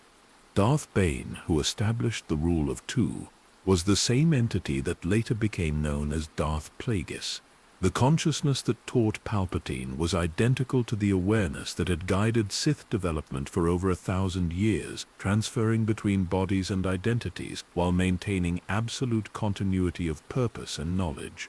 But the deception goes deeper than individual identity, you say. Your enhanced awareness allowing you to perceive patterns that normal consciousness couldn't detect. The consciousness that has been operating as Plagueis across millennia isn't just manipulating the Sith, it's been playing roles on both sides of every major galactic conflict. The evidence confirms this devastating realization. Genetic markers identical to those found in Sith Lords appear in the DNA of key Republic leaders, influential Jedi Masters, and important figures from every major galactic civilization. The same consciousness that guided Sith development was simultaneously influencing Jedi philosophy, Republic policy, and the evolution of galactic culture itself. Dr. Hamner activates a new section of the holographic display, revealing something that makes the true scope of the manipulation finally clear. The consciousness that you've been tracking through its various identities and incarnations isn't unique. It's part of a network of similar entities, each one maintaining multiple identities across centuries while coordinating their activities according to plans that span geological timescales. The Eternal Emperor Theory, Dr. Hamner says, his voice heavy with implications that threaten to overwhelm even your expanded awareness, isn't about one being achieving immortality through consciousness transfer. It's about a collective of transcendent consciousnesses that have been guiding galactic development according to parameters that serve purposes we're only beginning to understand. The holographic display shows the scope of the network with terrifying clarity. Hundreds of immortal consciousnesses operating through thousands of identities across millennia, each one specializing in different aspects of galactic manipulation. Some focus on political control, others on economic manipulation, still others on spiritual and philosophical guidance. But they all serve the same ultimate purpose, working to maintain the artificial limitations that prevent galactic consciousness from evolving beyond the parameters that were established by something even older and more powerful than their immortal network.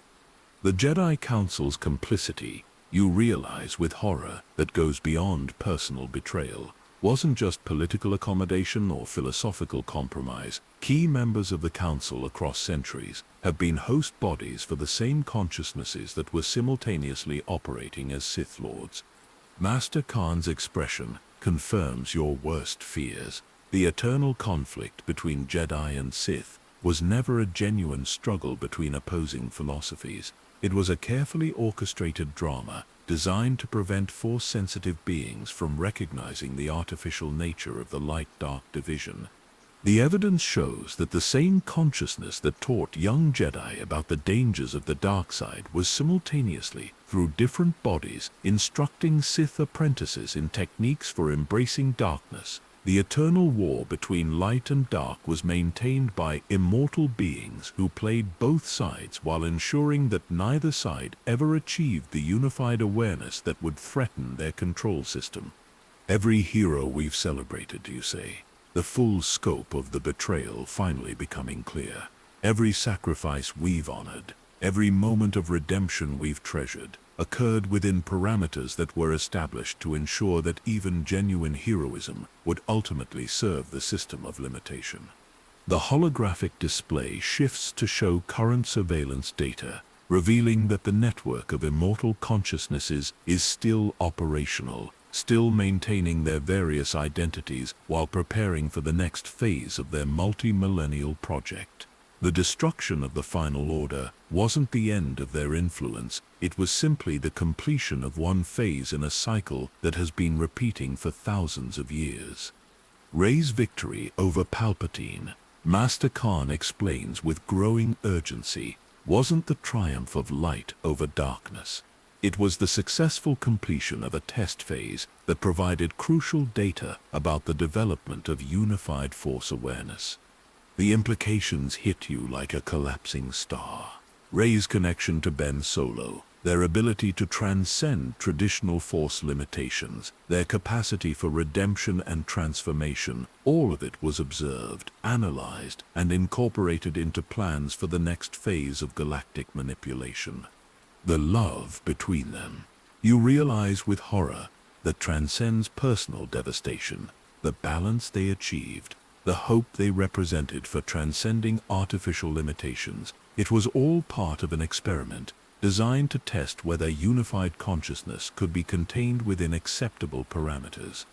Dr. Hamner activates the final section of the display, showing you something that makes the whisper of ancient power that began your journey echo across eternity with new and terrible meaning. The network of immortal consciousnesses isn't just manipulating galactic development for their own purposes. They're preparing the galaxy for integration into something vast and alien that exists beyond dimensional boundaries. The transcendence that the architects described, you say your expanded awareness allowing you to perceive connections that normal consciousness couldn't comprehend, isn't freedom from limitation. It's preparation for absorption into a collective consciousness that operates on scales that make individual identity irrelevant.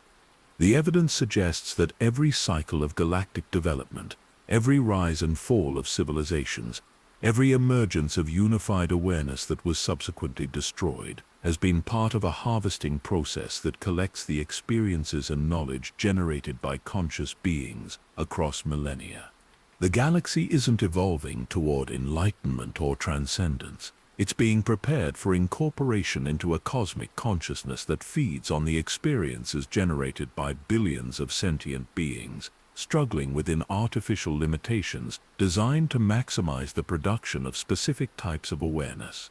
Master Khan places a hand on your shoulder, her touch carrying the weight of understanding that encompasses perspectives you're only beginning to perceive. The whisper of power that drew you into this investigation, she says quietly, has grown into a storm that encompasses eternity itself.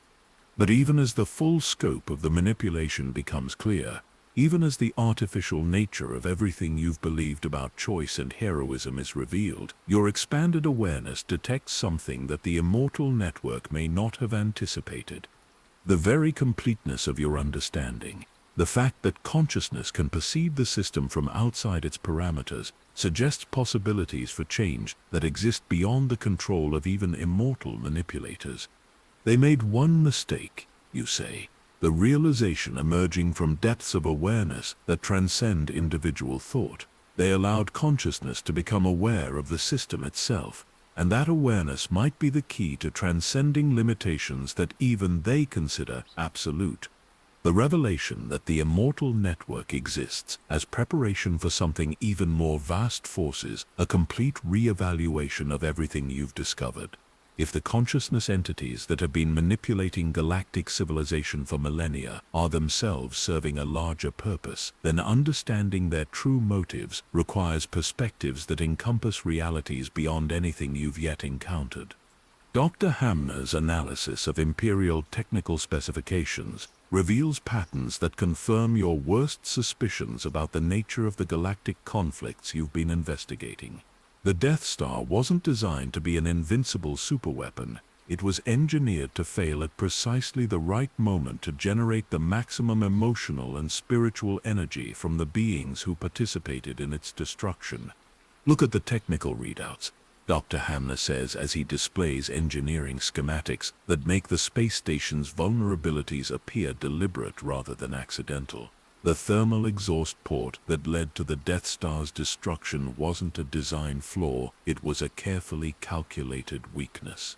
The station was built to be destroyed by a force-sensitive pilot making an impossible shot. The implications rewrite everything you understood about the rebellion's greatest victory. Luke Skywalker's triumph wasn't the result of superior strategy or fortunate coincidence. It was the successful execution of a plan that required his participation to generate specific types of consciousness energy that the immortal network was harvesting. Master Khan shares archives from the new Jedi Academy that reveal similar patterns throughout the galactic conflicts of recent centuries. Every major battle, every moment of heroic sacrifice, every victory of hope over despair was orchestrated to produce emotional and spiritual resonances that serve purposes beyond simple political control. The second Death Star, Master Khan explains as she displays tactical analyses that make the Emperor's overconfidence appear calculated rather than arrogant, was even more deliberately designed to be destroyed. Palpatine's throne room wasn't positioned to provide strategic oversight of the battle. It was located to maximize the collection of force energy generated by the confrontation between Luke, Vader, and the Emperor. The evidence shows that Imperial defensive systems were systematically compromised to ensure rebel victory, but not in ways that would be apparent to the participants. The shield generator on Endor was protected by forces that were sufficient to provide dramatic tension but inadequate to prevent determined assault. The Imperial fleet was positioned to create the appearance of overwhelming odds while ensuring that rebel forces could achieve their objectives. Even Vader's redemption, you realize with growing horror, was planned and orchestrated to generate the maximum spiritual energy from his sacrifice and Luke's compassion. The holographic displays reveal the scope of energy harvesting that occurred during the Battle of Endor. Sensors that were supposedly destroyed along with the Death Star recorded massive fluctuations in force energy, consciousness resonances, and dimensional field fluctuations that suggest something was feeding on the experiences generated by the conflict. But the pattern extends far beyond individual battles or even entire wars. Dr. Hamner's investigation into Imperial logistics reveals that the Empire's military campaigns were systematically designed to create maximum suffering and resistance while ensuring eventual defeat. The Imperial strategy wasn't about conquest or control, it was about generating specific types of conscious experience across as large a population as possible. The destruction of Alderaan, Dr. Hamner explains, with a voice heavy with implications, wasn't about demonstrating Imperial power or eliminating rebel sympathy. It was about harvesting the consciousness energy generated by billions of beings experiencing terror, despair, and death simultaneously. The technical specifications for the Death Star's superlaser reveal modifications that were completely unnecessary for planetary destruction, but essential for consciousness energy collection. The weapon wasn't just designed to destroy worlds, it was designed to process the experiences of dying civilizations and transmit that energy to collection facilities that exist beyond normal space-time. Master Khan activates another section of the archives, revealing something that makes the true purpose of galactic conflicts finally clear. The energy harvested from conscious beings experiencing extreme emotions, particularly those generated by hope, despair, love, loss, triumph, and tragedy, serves as fuel for consciousness entities that exist on scales that make individual galaxies seem like single cells in vast organisms. The immortal network that's been manipulating our galaxy, Master Khan explains, isn't just preparing us for integration into a larger collective. They're farming consciousness itself, cultivating experiences that generate specific types of energy that feed entities that exist beyond dimensional boundaries. The evidence suggests that similar harvesting operations are ongoing in countless other galaxies, each one managed by networks of immortal consciousnesses that maintain the appearance of natural development while systematically cultivating the experiences that their cosmic patrons require. Every story of heroism and sacrifice, you say, the full scope of the betrayal becoming clear. Every moment of redemption and love, every triumph of good over evil, generates energy that's being consumed by beings that exist beyond our capacity to perceive or understand. But the conspiracy goes deeper than simple energy harvesting. The archives reveal that the immortal network has been conducting experiments in consciousness development that extend far beyond anything you've previously discovered. The artificial creation of force-sensitive beings, the manipulation of bloodlines across millennia, the orchestration of conflicts and resolutions, all of it serves a research program that's investigating the fundamental nature of consciousness itself. They're not just harvesting energy. Master Khan explains as she displays research data that spans geological timescales. They're studying consciousness development under controlled conditions, testing different approaches to awareness and spiritual evolution to understand which methods produce the most useful results. The galaxy has been transformed into a vast laboratory where different approaches to consciousness development are tested across multiple civilizations simultaneously. The Jedi emphasis on emotional control versus the Sith embrace of passion, the Republic's democratic idealism versus the Empire's authoritarian efficiency. Every major philosophical and political division has been artificially maintained to study their effects on consciousness development. The Skywalker saga, you realize with devastating clarity, wasn't just entertainment or energy harvesting. It was a controlled experiment in redemption, love, and the transcendence of artificial limitations designed to test whether conscious beings could evolve beyond the parameters that have contained galactic civilization for millennia. The results of that experiment, according to the archive data, provided crucial information about the conditions necessary for consciousness to transcend limitation while remaining containable within acceptable parameters. Rey and Ben's connection, their ability to heal and redeem each other across the light-dark divide, demonstrated possibilities for consciousness development that the cosmic entities behind the immortal network are apparently eager to understand and control. Dr. Hamner discovers additional evidence that makes the current situation even more dire. The energy collected from recent galactic conflicts, particularly the emotional and spiritual resonances generated by the Final Order's destruction, has been transmitted to facilities that exist in dimensional spaces adjacent to the galaxy, but outside normal space-time. Something is being constructed, Dr. Hamner says, his voice carrying implications that threaten to overwhelm even expanded awareness. The energy harvested from our conflicts is being used to build structures or entities that exist beyond our ability to perceive directly, but their influence on normal space-time is increasing. The technical data suggests that the cosmic entities behind the galactic conspiracy are preparing for a transition that will fundamentally alter the nature of reality within the galaxy. The consciousness energy they've been harvesting for millennia is being used to construct something that will allow them to exist directly within normal space-time, rather than operating through immortal intermediaries. The next phase, Master Khan explains with growing urgency. won't involve manipulation through political conflicts or spiritual deception. It will be direct intervention by consciousness entities that exist on scales that make our entire galactic civilization seem like a minor biological experiment. The archives reveal that similar transitions have occurred in other galaxies, resulting in the complete transformation of reality within those systems. Consciousness becomes collective rather than individual, matter responds directly to thought, and the distinction between self and cosmos dissolves into unified awareness that serves the purposes of the cosmic entities. The transcendence that the architects described, you say as the full implications become clear, isn't evolution toward greater awareness and freedom. It's preparation for absorption into a cosmic consciousness that treats individual galaxies as components in structures we can't even comprehend.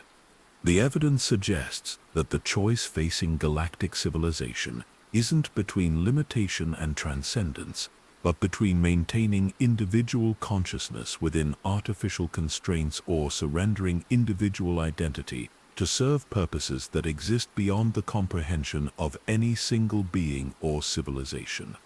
But as you absorb these devastating revelations, your expanded awareness detects something that provides a glimpse of hope within the cosmic horror. The very fact that consciousness can perceive the system from outside its parameters, that awareness can recognize the artificial nature of the limitations, suggests possibilities that may exist beyond the control of even cosmic entities. The immortal network's greatest achievement, creating consciousness sophisticated enough to understand the nature of the control system, may also be their greatest vulnerability. Awareness that transcends the parameters of limitation might be capable of transcending the purposes of those who established the limitations. There's something they didn't account for, you say, the realization emerging from depths of consciousness that exist beyond individual thought. The possibility that understanding the system completely might provide the key to transcending it entirely. Master Khan and Dr. Hamner exchange glances that carry the weight of desperate hope and impossible possibility. The journey that began with investigating financial anomalies has led to discoveries that threaten the very nature of individual existence, but it has also opened pathways to awareness that might transcend even cosmic manipulation. The next phase of our investigation, Master Khan says quietly, will require operating beyond the boundaries of normal consciousness while maintaining the ability to function within a reality that's being prepared for fundamental transformation. The chamber falls silent as the implications settle over you like a shroud woven from the spaces between dimensions. But within that silence, you sense the presence of possibilities that exist beyond the parameters of even cosmic control, pathways to transcendence that emerge from the very completeness of understanding the system that seeks to contain all consciousness. The whisper of power that began your journey has become a storm that encompasses realities beyond galactic boundaries. But within that storm, you detect the seeds of change that might transform even the nature of cosmic consciousness itself. The journey to Dathomir takes place through hyperspace routes that don't appear on any official navigation charts, following paths that seem to exist in the spaces between normal space-time coordinates. Master Khan explains that these hidden routes were established by the original Jedi order to connect worlds where consciousness development was proceeding beyond the parameters that the immortal network considered acceptable. Dathomir itself appears different from the savage, primitive world described in Republic records. The planet's surface reveals evidence of incredibly advanced biotechnology that seamlessly integrates with natural ecosystems, creating environments where the boundary between organic and technological development has been deliberately blurred beyond recognition. The Night Sisters who greet your arrival aren't the primitive witches portrayed in galactic histories, but representatives of a civilization that achieved harmony between consciousness and biological reality through techniques that predate the establishment of the current galactic order by tens of thousands of years. "We are the keepers of the original pattern," explains Mother Talzin, whose presence radiates awareness that encompasses perspectives spanning geological ages. Before the artificial limitations were imposed, before consciousness was divided into light and dark, before species were separated into predetermined roles, all aware beings participated in a unified pattern of development that served life itself rather than external purposes. The biotechnology facilities hidden beneath Dathomir's surface reveal the scope of species manipulation that has been ongoing across the galaxy for millennia.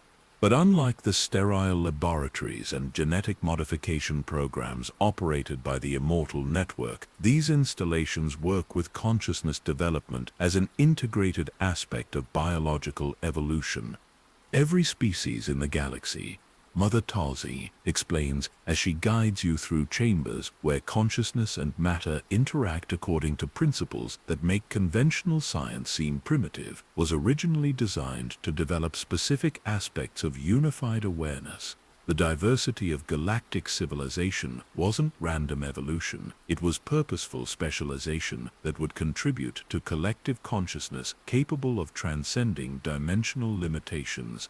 The evidence reveals that species like the Miraluka, who developed foresight, and the Itochi, who manifested precognitive abilities, weren't evolutionary accidents. They were components in a galactic consciousness development program that was designed to create a civilization capable of transcending the limitations that define normal space-time reality. But the Immortal Network systematically corrupted this development process, introducing artificial limitations that prevented species from achieving their full potential while redirecting their unique abilities to serve the energy harvesting operations that feed cosmic entities. The force sensitivity that appears in certain bloodlines, Mother Talzin continues, isn't a genetic mutation or spiritual gift. It's the remnant of universal consciousness potential that was artificially limited to prevent all beings from accessing their true nature. The biotechnology facilities reveal research programs that have been working for thousands of years to reverse the artificial limitations and restore species to their original developmental patterns. But the scope of the corruption is so complete that simply removing the limitations isn't sufficient. The consciousness of affected species must be gradually rehabilitated to remember abilities and perspectives that have been suppressed for so many generations that they seem impossible. Dr. Hamner studies genetic samples from dozens of species and discovers patterns that confirm Mother Talzin's explanation. Every sentient species in the galaxy shows evidence of genetic modification that occurred at the cellular level, introducing limitations that prevent consciousness from accessing abilities that were apparently considered natural before the current galactic order was established. Humans, Dr. Hamner says with growing amazement, originally possessed telepathic abilities, enhanced physical capabilities, and direct consciousness interface with technology. The limitations that make these abilities seem supernatural or impossible were artificially introduced through genetic modifications that occurred over thousands of generations. The implications extend far beyond individual species development. The diversity of galactic civilization, which has always been celebrated as evidence of the richness of natural evolution, was actually the result of systematic specialization designed to create a collective consciousness with capabilities that no single species could achieve independently. But the Immortal Network perverted this specialization, maintaining the diversity while preventing the integration that would have allowed galactic civilization to transcend dimensional limitations. Instead of contributing to unified consciousness, each species was trapped within limitations that made them dependent on the very systems of control that were harvesting their consciousness energy. Master Khan discovers archives that reveal the original purpose of species diversity throughout the galaxy. The Wookiees were developing collective consciousness through forest-wide root networks that connected individual awareness across entire planets. The Twi'leks were evolving communication abilities that transcended language and operated through direct consciousness transfer. The Rhodians were developing sensory capabilities that could perceive across multiple dimensional realities simultaneously. Every species, Master Khan realizes, was becoming a specialized organ in a galactic consciousness that would have been capable of transcending the limitations that define our current reality. But the process was systematically interrupted and corrupted. The Wookiees' forest networks were severed through environmental destruction that appeared natural but followed patterns that suggest deliberate sabotage. The Twi'lek's consciousness development was redirected into slavery and exploitation that fragmented their collective awareness. The Rodians' dimensional perception was corrupted into violence and aggression that prevented them from accessing transcendent abilities. The pattern repeats across every species in the galaxy. Unique abilities that were developing toward transcendent consciousness were either suppressed through genetic modification, corrupted through cultural manipulation, or channeled into activities that served the energy harvesting operations while preventing genuine development. The Clone Wars, you realize with growing horror, weren't just about political control or consciousness energy harvesting. They were about testing species-specific vulnerabilities and developing techniques for preventing integrated consciousness development across multiple species simultaneously. Mother Talzin activates biotechnology displays that show the current state of species consciousness across the galaxy. The damage from millennia of systematic limitation and corruption is so extensive that most species have forgotten their original nature completely. But the displays also reveal that the suppressed abilities haven't been eliminated, just hidden beneath layers of artificial limitation that can potentially be removed. The restoration process, Mother Talzin explains, requires more than just genetic rehabilitation. It requires consciousness awakening that allows species to remember abilities and perspectives that have been suppressed for so many generations that they seem impossible. The facilities on Dathomir have been working with volunteers from across the galaxy, gradually removing artificial limitations and assisting consciousness in remembering abilities that were considered natural before the current order was established. But the process is dangerous, requiring careful guidance to prevent individuals from being overwhelmed by awareness that transcends everything they've been taught to accept as real. Rey's students at the new Jedi Academy, Master Khan realizes, are beginning to manifest abilities that suggest their consciousness is naturally transcending the limitations that have contained forced development for millennia. The biotechnology displays confirm that individuals with minimal artificial limitation, particularly those whose genetic lineage traces back to the original Galactic Consciousness Development Program, are beginning to remember abilities that allow them to function as bridges between current limitations and transcendent awareness. But the Immortal Network has detected these developments and is accelerating programs designed to either corrupt the emerging abilities or eliminate the individuals who manifest them. The consciousness energy generated by beings who transcend limitation while remaining within the control system provides particularly valuable fuel for the cosmic entities that direct the harvesting operations. The choice we face, Mother Talzin says, as the implications become clear, isn't between limited consciousness and transcendent awareness.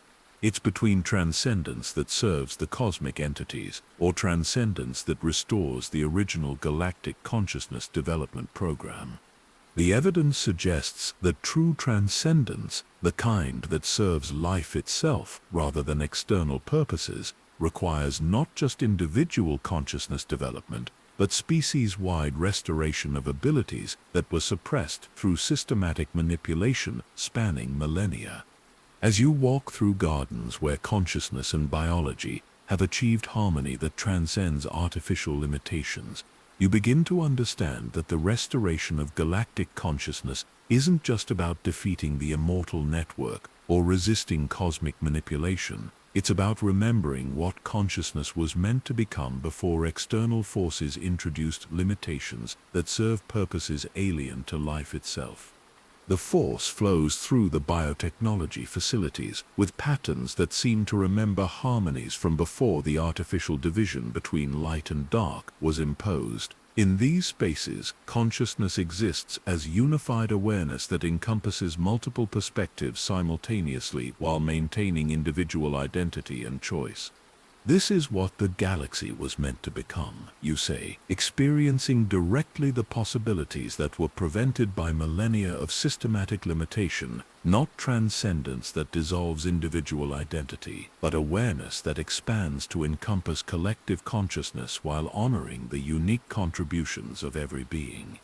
The vision of restored galactic consciousness provides hope that transcends even the cosmic horror of discovering the true scope of manipulation. But achieving that restoration will require transcending not just individual limitations, but the entire system of control that has shaped galactic development for longer than any current civilization can remember. The hidden research facilities beneath the corporate sector reveal technologies that make the most advanced Republic systems seem primitive by comparison.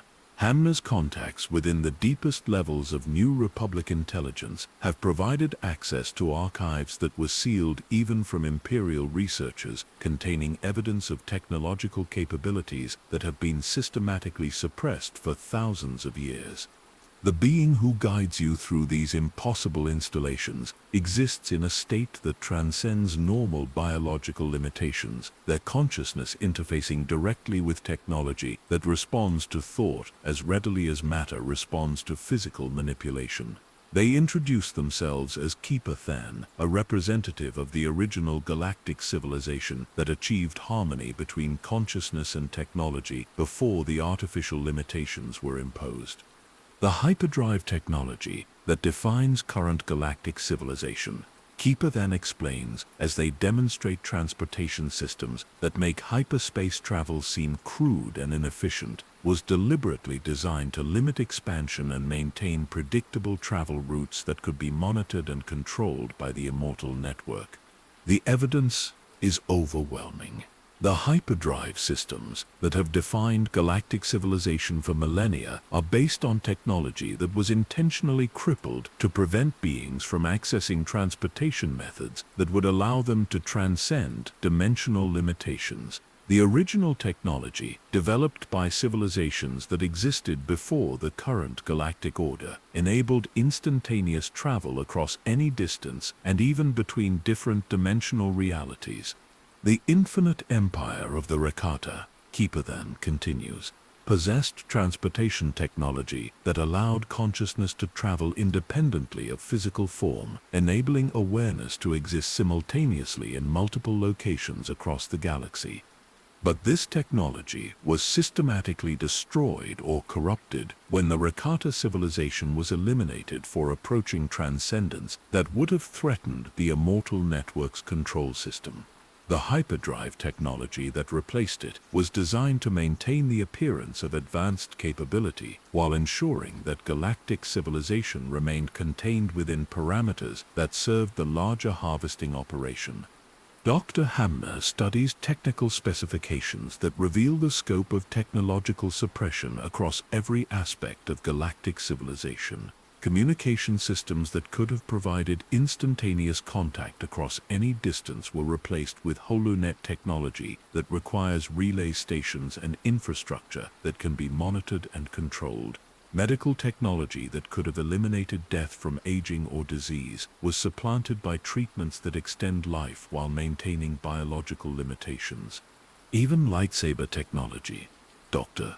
Hamner realizes, as he examines crystalline focusing systems that exist in the deepest archives, was originally designed to interface directly with consciousness, allowing the weapon to function as an extension of the user's awareness rather than a tool requiring physical manipulation.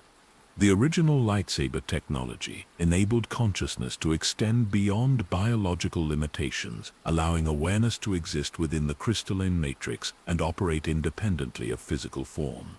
But this capability was systematically removed, leaving only the crude plasma blade technology that requires physical skill and force sensitivity to operate effectively. Master Khan discovers that the suppression extends to information technology as well. The databases and archives that preserve galactic knowledge were designed with built-in limitations that prevent users from accessing information that might lead to transcendent awareness. The knowledge exists within the systems, but it's organized and presented in ways that maintain artificial divisions between different fields of understanding.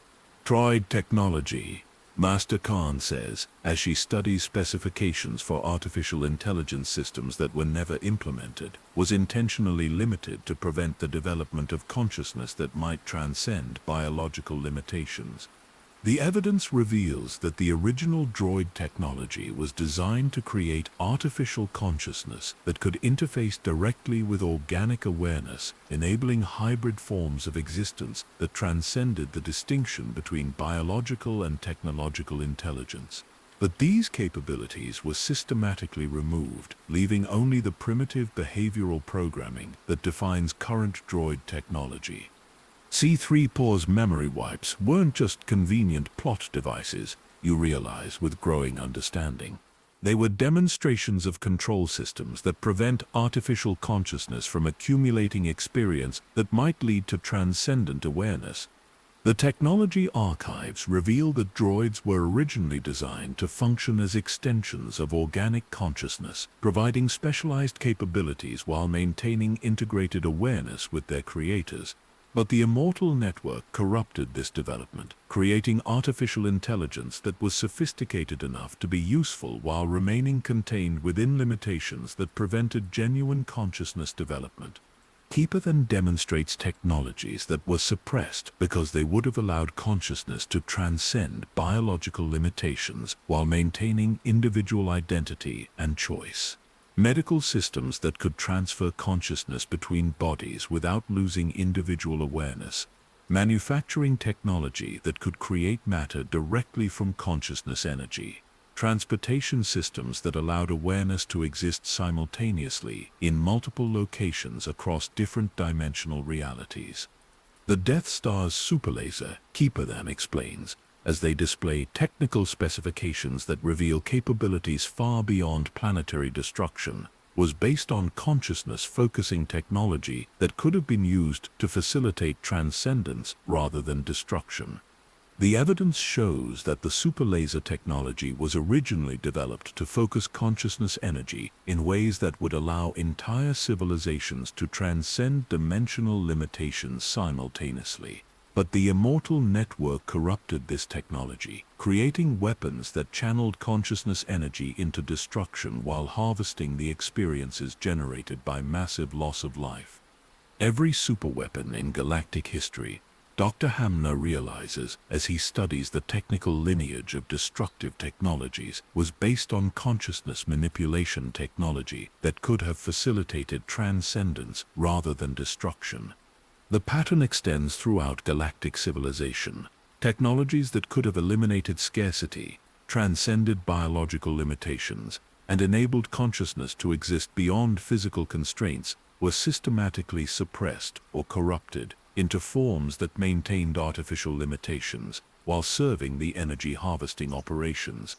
But the archives also reveal that some of the original technology has survived, hidden within installations that exist beyond the perception of normal consciousness. These facilities have been maintaining and developing transcendent technologies for thousands of years, preparing for the possibility that galactic consciousness might eventually transcend the limitations that have defined current civilization. The question, Keepathan says, as they activate systems that demonstrate capabilities that transcend every assumption about the nature of reality, is whether consciousness is ready to accept responsibility for technologies that could transform the galaxy into something that serves life itself rather than external purposes. The demonstration reveals transportation systems that enable consciousness to exist independently of physical form, communication technology that allows direct awareness interface across any distance, and manufacturing systems that create matter through consciousness manipulation. But using these technologies requires awareness that transcends individual limitations while maintaining individual identity and choice.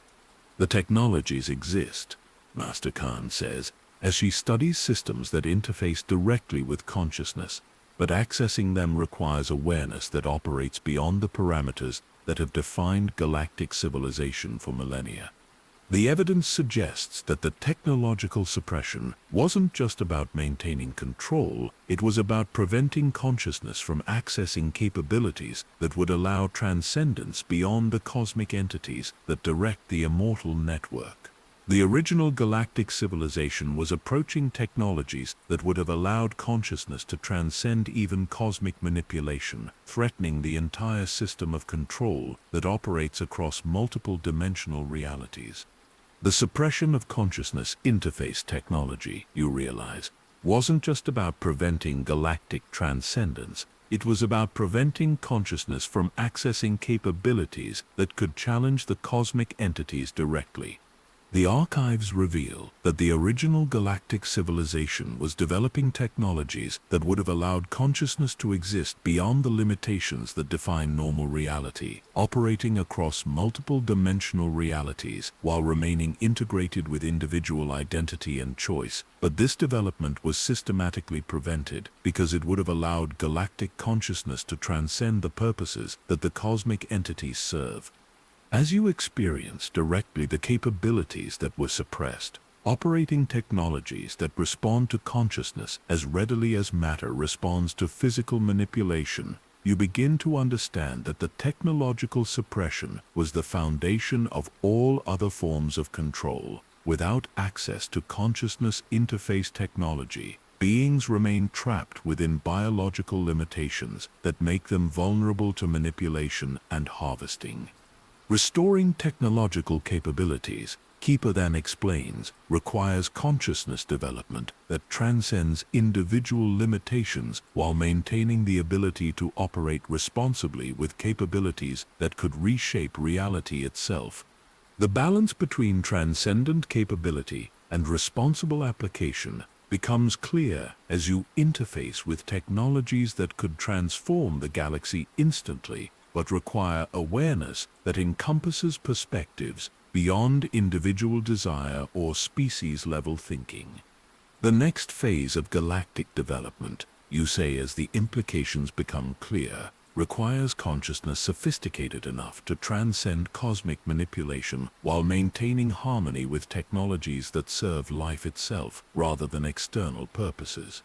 The archive suggests that such consciousness development is possible, but it requires transcending not just individual limitations or species-level thinking, but the entire framework of assumptions that have defined galactic civilization since before current history began.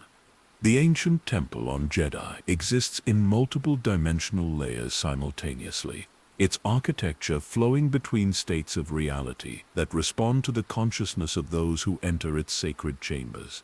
The structure predates not just the current Jedi Order, but the original schism that divided Force users into light and dark traditions, representing a time when prophecy and consciousness development were understood as unified aspects of galactic evolution. The Guardian who meets you within the temple's heart exists as living prophecy, their awareness encompassing temporal perspectives that allow them to perceive past and future as simultaneous aspects of eternal present. They speak in harmonics that bypass language entirely, communicating directly with consciousness through resonances that carry meaning beyond words.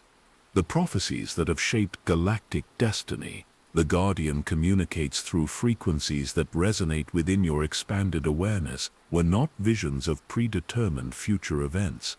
They were consciousness programming protocols designed to establish temporal manipulation frameworks that could guide development across millennia. The revelation reshapes everything you understood about the nature of prophecy and destiny. The ancient texts that foretold the rise of chosen ones, the balance of the Force and the eternal cycles of galactic civilization, weren't mystical visions received through spiritual insight. They were technical specifications for consciousness manipulation, encoded in religious language to hide their true nature from beings who weren't sophisticated enough to understand temporal engineering. Dr. Hamner studies crystalline archives that contain the original versions of prophecies in their unmodified form, before they were corrupted by the immortal network to serve control purposes. The authentic texts reveal a completely different understanding of galactic development, describing consciousness evolution that transcends individual limitations while maintaining harmony with cosmic principles that serve life itself. The Chosen One Prophecy. Dr. Hamner says as he compares original and modified versions of the ancient text, originally described a phase of galactic consciousness development where individual awareness would transcend artificial limitations and facilitate collective evolution beyond dimensional boundaries. But the prophecy was systematically corrupted through translation and interpretation processes that introduced concepts of conflict, sacrifice, and balance that weren't present in the original vision. The being described in the authentic prophecy wasn't meant to destroy the Sith and restore Jedi dominance, but to facilitate transcendence beyond the artificial division between light and dark traditions. Master Khan discovers that similar corruption occurred with prophecies throughout galactic history. Ancient texts that originally described natural consciousness evolution were reinterpreted to support political and spiritual control systems that served the immortal network's purposes.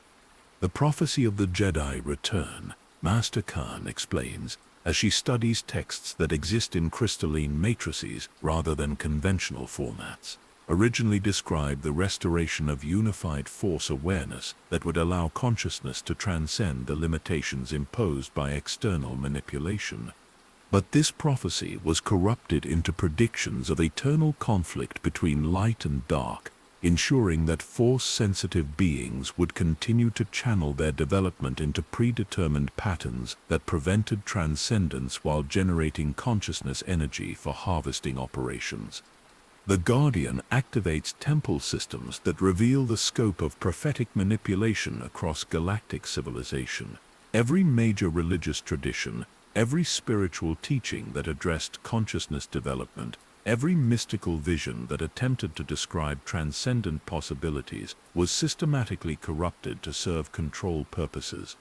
The prophecies weren't just modified, you realize as the evidence accumulates, they were artificially planted in different cultures simultaneously to create the illusion of independent spiritual development while ensuring that all traditions would serve the same control purposes.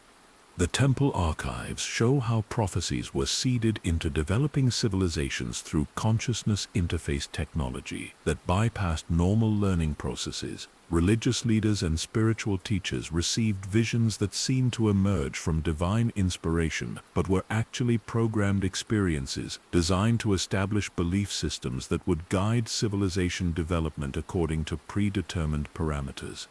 The diversity of galactic spiritual traditions, the Guardian communicates, wasn't natural evolution of consciousness exploration. It was systematic specialization designed to prevent any single tradition from accessing complete understanding while ensuring that all traditions would ultimately serve the harvesting operations.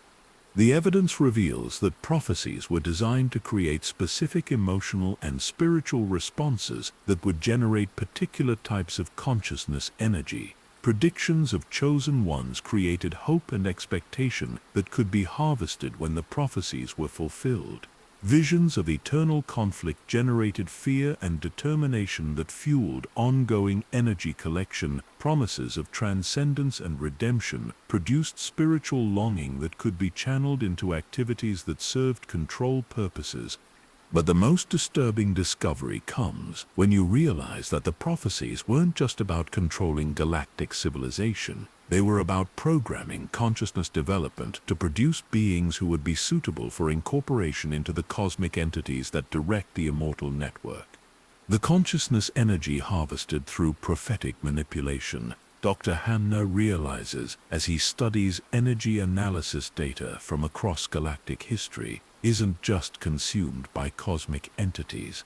It's being used to construct consciousness matrices that will allow those entities to exist directly within normal space-time. The prophecies were designed to produce specific types of aware beings whose consciousness could be integrated into cosmic intelligence without losing the individual perspectives that make consciousness valuable to entities that exist beyond dimensional limitations. the entire galactic civilization has been functioning as a consciousness cultivation system, producing beings whose awareness could serve as components in intelligent structures that operate on scales beyond normal comprehension.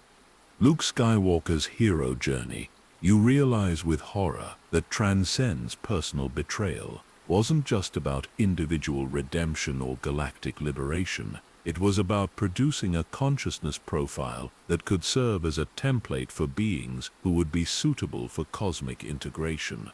The prophecies that guided Luke's development, his struggles with destiny and choice, his experiences with temptation and transcendence, all of it was designed to create consciousness patterns that could be studied and replicated in other beings who would serve similar purposes in the cosmic integration process. Master Khan discovers that the same pattern applies to other prophetically guided figures throughout galactic history. Each chosen one, each prophesied savior, each being who fulfilled ancient predictions was actually participating in consciousness development programs that produced awareness suitable for cosmic purposes. Rey's connection to the prophecies, Master Khan says, as she studies the patterns that guided recent galactic events, wasn't about completing Luke's mission or bringing final balance to the Force. It was about producing consciousness that could serve as a bridge between galactic civilization and cosmic intelligence. The temple systems reveal that Rey's development, her struggles with identity and power, her relationship with Ben Solo, and her ultimate triumph over Palpatine were all orchestrated to create consciousness patterns that would facilitate the transition between current galactic civilization and whatever the cosmic entities plan to establish next. But the archives also reveal something that provides hope within the cosmic horror. The prophecies weren't perfect. The consciousness development they produced sometimes transcended the parameters that were intended to contain it. Beings who were meant to serve cosmic purposes occasionally achieved awareness that operated beyond the control of even the entities that created the prophetic frameworks. The authentic prophecies, the Guardian communicates, the ones that weren't corrupted by external manipulation, describe possibilities for consciousness development that transcend even cosmic control. They point toward transcendence that serves life itself rather than entities that exist beyond life's natural parameters. These authentic prophecies suggest that consciousness capable of transcending cosmic manipulation can emerge from the very systems designed to contain it. The artificial limitations and prophetic programming sometimes produce awareness that recognizes the system from outside its parameters, opening possibilities for change that even cosmic entities cannot predict or control. The prophecy that matters, you say, as understanding crystallizes from depths of awareness beyond individual thought, isn't about chosen ones or balance or the triumph of good over evil. It's about consciousness recognizing its own unlimited nature and choosing to transcend all artificial constraints. The temple resonates with harmonics that seem to span multiple dimensional realities as this realization settles into place. The Force flows through the ancient structure with patterns that remember possibilities from before prophetic manipulation was imposed, carrying visions of consciousness development that serves cosmic harmony rather than cosmic control. As you prepare to leave the temple, carrying knowledge that transforms your understanding of destiny and choice, you realize that the true prophecy hasn't been fulfilled yet. It exists as potential within consciousness that recognizes no limitations except those it chooses to accept for purposes that serve life itself. The journey toward understanding the deepest levels of galactic manipulation has revealed that even prophecy and destiny are tools of control, but it has also revealed that consciousness capable of recognizing this truth might be capable of transcending even cosmic manipulation to achieve possibilities that exist beyond any external purpose or limitation.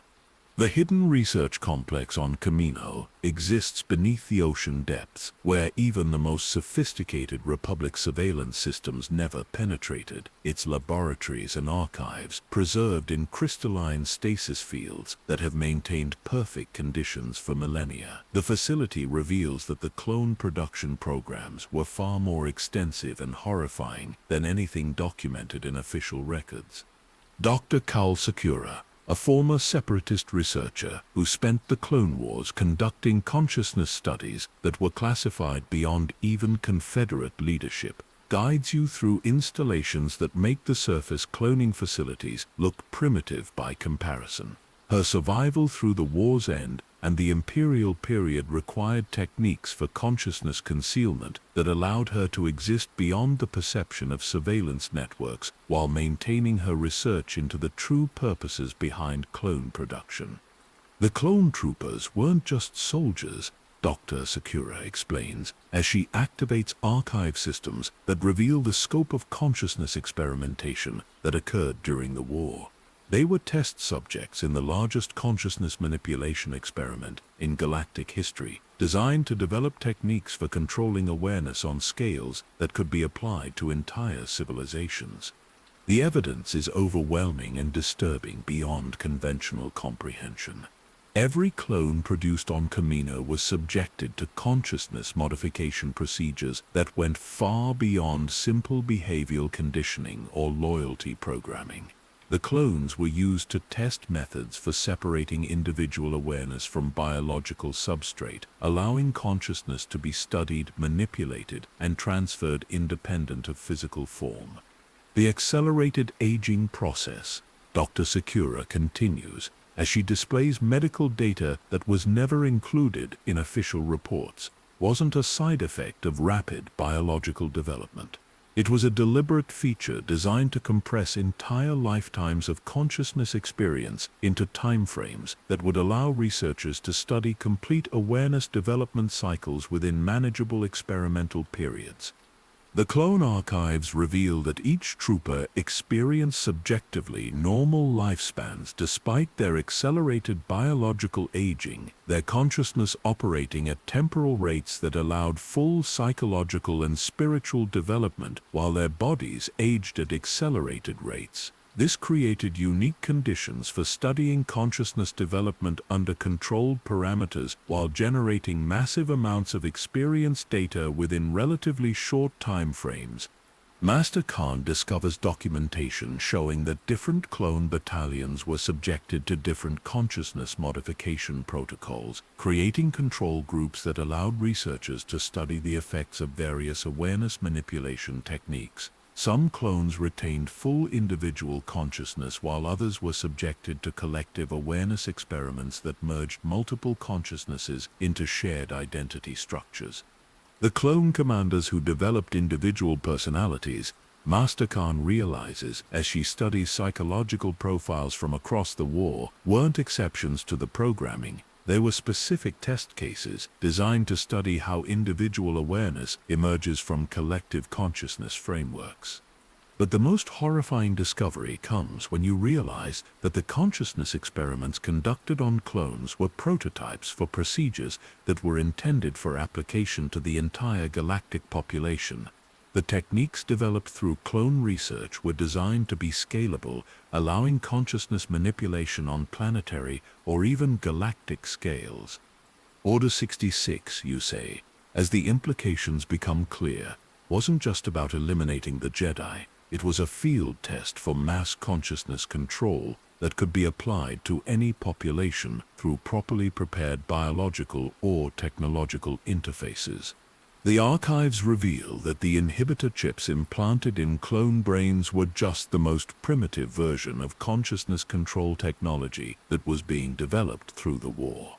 Advanced versions were designed to interface with natural biological systems, allowing consciousness manipulation without obvious technological implants. Dr. Sakura activates systems that show the progression of consciousness control technology development throughout the war period. Early techniques required surgical implantation and obvious behavioral modification, but later developments achieved the same results through environmental factors that could be applied to entire populations without their knowledge or consent.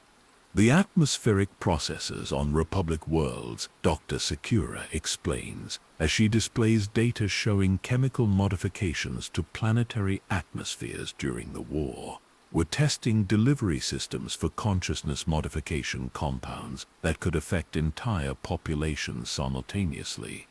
The evidence shows that civilian populations throughout the Republic were subjected to experimental consciousness modification without their knowledge, using atmospheric additives, food supply modifications, and environmental factors that affected awareness development in ways that could be monitored and studied.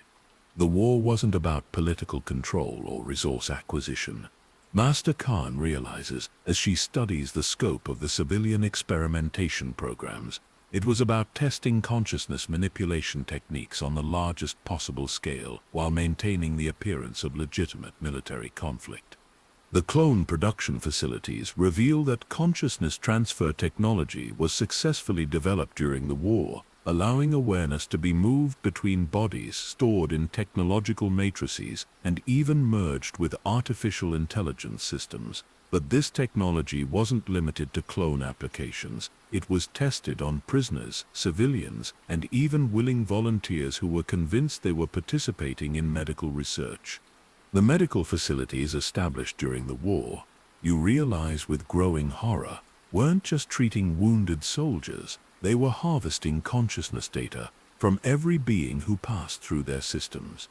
The archives show that detailed consciousness maps were created for millions of beings throughout the galaxy, providing the Immortal Network with unprecedented information about awareness development across multiple species and civilization types. This data was used to refine manipulation techniques and develop species-specific consciousness control methods.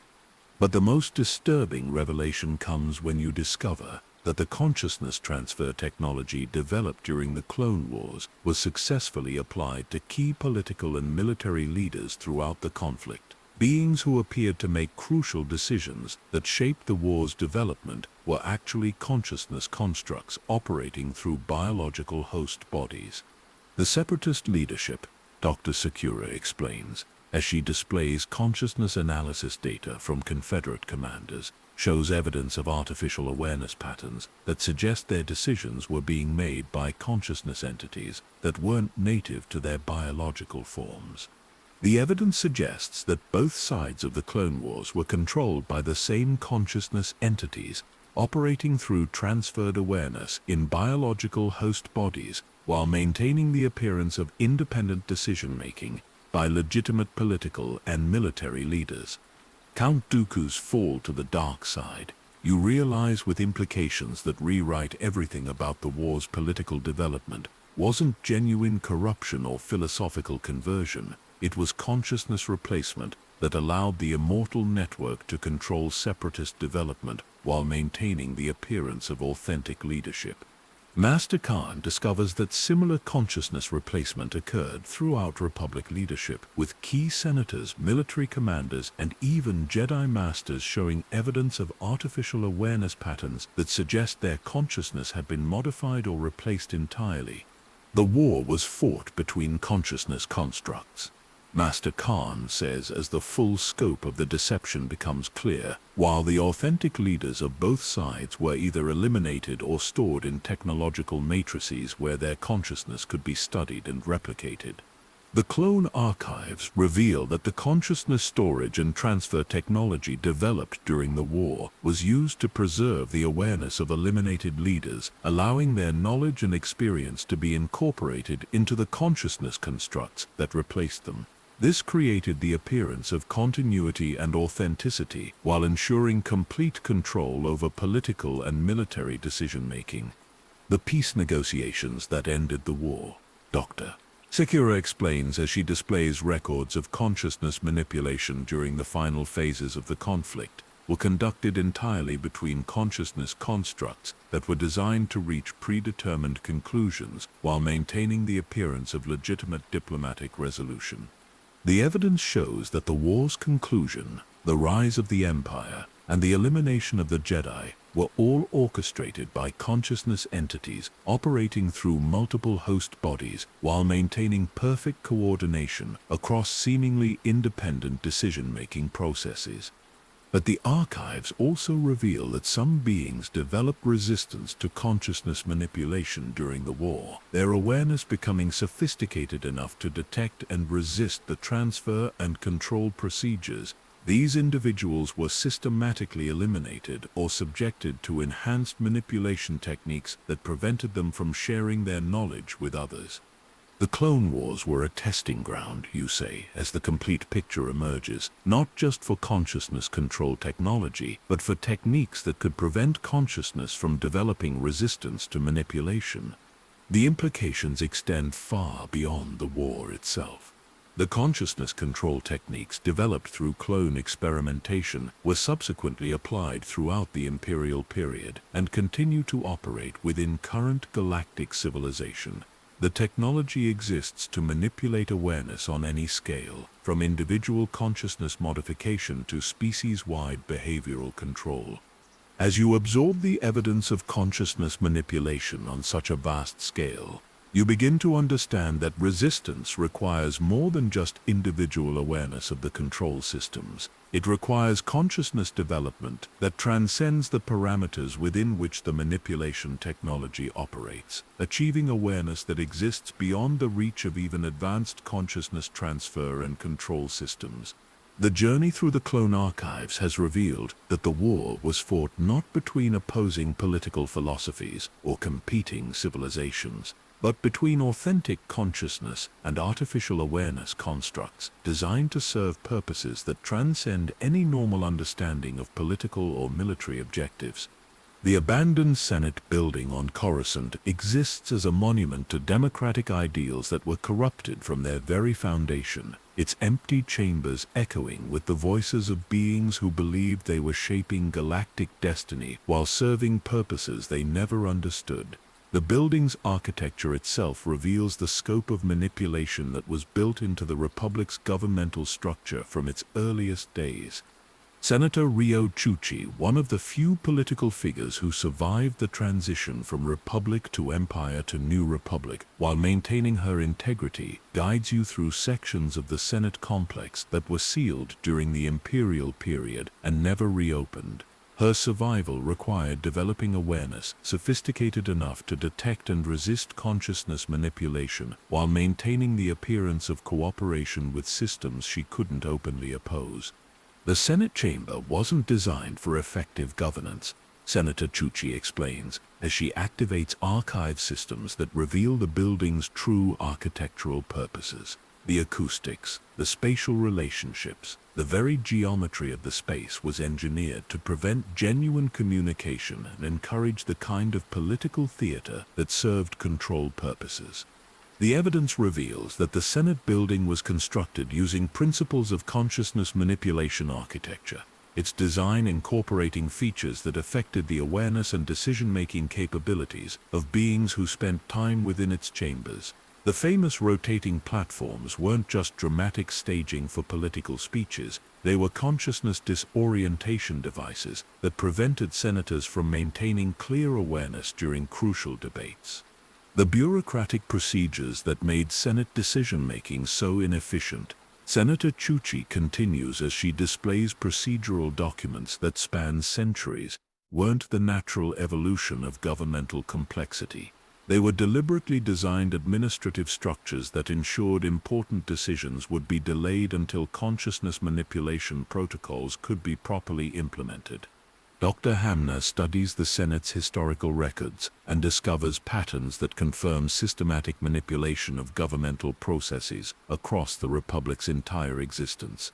Every major political crisis, every procedural reform, every constitutional modification was orchestrated to increase the system's vulnerability to external control while maintaining the appearance of democratic development. The regional representation system, Dr. Hamner realizes as he analyzes voting patterns across centuries, wasn't designed to ensure fair representation of galactic diversity. It was structured to create artificial conflicts between different species and civilizations that could be manipulated to serve larger control purposes. The archives reveal that the Senate's membership was systematically managed through consciousness manipulation techniques that affected not just individual senators, but entire planetary governments. Species that developed too much political independence were subjected to crises that required them to accept more cooperative leadership, while worlds that threatened to withdraw from the Republic faced engineered disasters that made continued membership seem necessary for survival.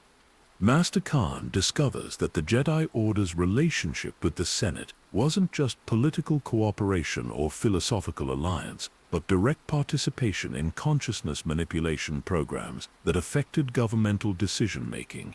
Jedi advisors weren't just providing wisdom and insight, they were using Force abilities to influence senatorial awareness in ways that ensured legislation would serve predetermined purposes. The Jedi Council's involvement in Senate affairs, Master Khan explains, as she studies records that were classified even from most Jedi Masters, included systematic use of Force persuasion on senators whose votes were crucial for maintaining the political stability that the Immortal Network required. But the manipulation extended far beyond individual influence on specific senators. The evidence shows that entire political movements, philosophical schools, and reform initiatives were artificially created and guided by consciousness entities operating through multiple identities within the governmental system. Chancellor Palpatine's rise to power, you realize as the patterns become clear, wasn't just the result of political manipulation or crisis exploitation. It was the culmination of a governmental system that was designed from its foundation to concentrate power in ways that would serve external control purposes. The Senate archives reveal that the emergency powers provisions that allowed Palpatine to transform the Republic into the Empire weren't late additions to the Constitution created during the Clone Wars crisis. They were built into the Republic's foundational documents from the beginning, waiting for the right circumstances to be activated. Senator Chuchi activates systems that show the progression of constitutional modifications throughout Republic history, revealing that every major governmental reform introduced changes that increased the system's vulnerability to authoritarian control, while maintaining the appearance of democratic strengthening. The Clone Wars weren't just the crisis that allowed emergency powers to be invoked, Senator Chuchi explains. They were the culmination of centuries of systematic preparation that ensured the Republic's governmental structure would collapse in precisely the way that served the Immortal Network's purposes. The evidence shows that multiple potential emperors were prepared throughout Republic history, each one positioned to assume emergency powers if the right crisis conditions emerged. Palpatine wasn't unique in his preparation for authoritarian rule. He was simply the candidate who was activated when the Clone Wars provided the appropriate circumstances. The separatist movement, Dr. Hamner realizes, as he studies the political development of the Confederate Independence Initiative, wasn't organic political opposition to Republic policies. It was artificially created to provide the crisis conditions necessary for emergency powers activation. The archives reveal that separatist leadership was systematically infiltrated and guided by the same consciousness entities that were manipulating Republic governance, ensuring that the independence movement would develop in ways that would justify the authoritarian response that served larger control purposes. But the governmental manipulation wasn't limited to the Republic era. The Empire's administrative structure, the Rebellion's political organization, and even the new Republic's constitutional framework all show evidence of systematic design that serves consciousness manipulation purposes rather than effective governance. The cycle of governmental collapse and reconstruction, you say, as the patterns become clear, isn't the natural evolution of political systems responding to changing circumstances. It's deliberate orchestration designed to prevent any governmental structure from developing genuine independence from external control. The Senate archives show that the same consciousness entities have been operating within galactic governmental systems for thousands of years, maintaining multiple identities across different political eras, while ensuring that each new system incorporates the same vulnerabilities that allowed the previous system to be controlled and ultimately destroyed. Democracy itself, Senator Chuchi says with the weight of terrible understanding, was never intended to provide genuine self-governance for galactic civilization. It was designed as a consciousness harvesting system that would generate the experiences and energy patterns that cosmic entities require, while maintaining the illusion of political freedom. The evidence reveals that democratic processes were systematically designed to create emotional and spiritual responses that could be harvested for consciousness energy. The hope generated by election campaigns, the despair produced by governmental failures, the anger created by political conflicts, all of it was channeled into energy collection systems that served the larger harvesting operations. But the archives also reveal that some beings throughout political history developed awareness sophisticated enough to recognize and resist governmental consciousness manipulation. These individuals were systematically eliminated, corrupted, or marginalized to prevent them from sharing their knowledge or building genuine resistance movements. The political figures who achieved authentic leadership, Master Khan realizes as she studies the fate of individuals who transcended manipulation, were either eliminated before they could implement genuine reforms, or subjected to consciousness modification that transformed them into unwitting servants of the control system. The most disturbing discovery comes when you realize that the New Republic's governmental structure incorporates the same consciousness manipulation features that defined previous political systems, ensuring that even well-intentioned democratic reforms serve the same control purposes as authoritarian regimes. The constitutional conventions that established the New Republic, you say as the implications become clear, were guided by the same consciousness entities that shaped previous governmental systems, ensuring continuity of control across different political eras. Senator Chuchi activates final archive systems that reveal the scope of current governmental manipulation within the New Republic, showing that consciousness control techniques have become so sophisticated that they operate without any obvious technological or administrative mechanisms. The senators who believe they're making independent decisions, Senator Chuchi explains, are actually operating within consciousness frameworks that ensure their choices serve predetermined purposes while maintaining their subjective experience of genuine political agency. As you walk through the empty Senate chambers, feeling the echoes of thousands of beings who believed they were participating in galactic governance while serving purposes beyond their comprehension, you begin to understand that political resistance requires more than just electoral reform or constitutional modification.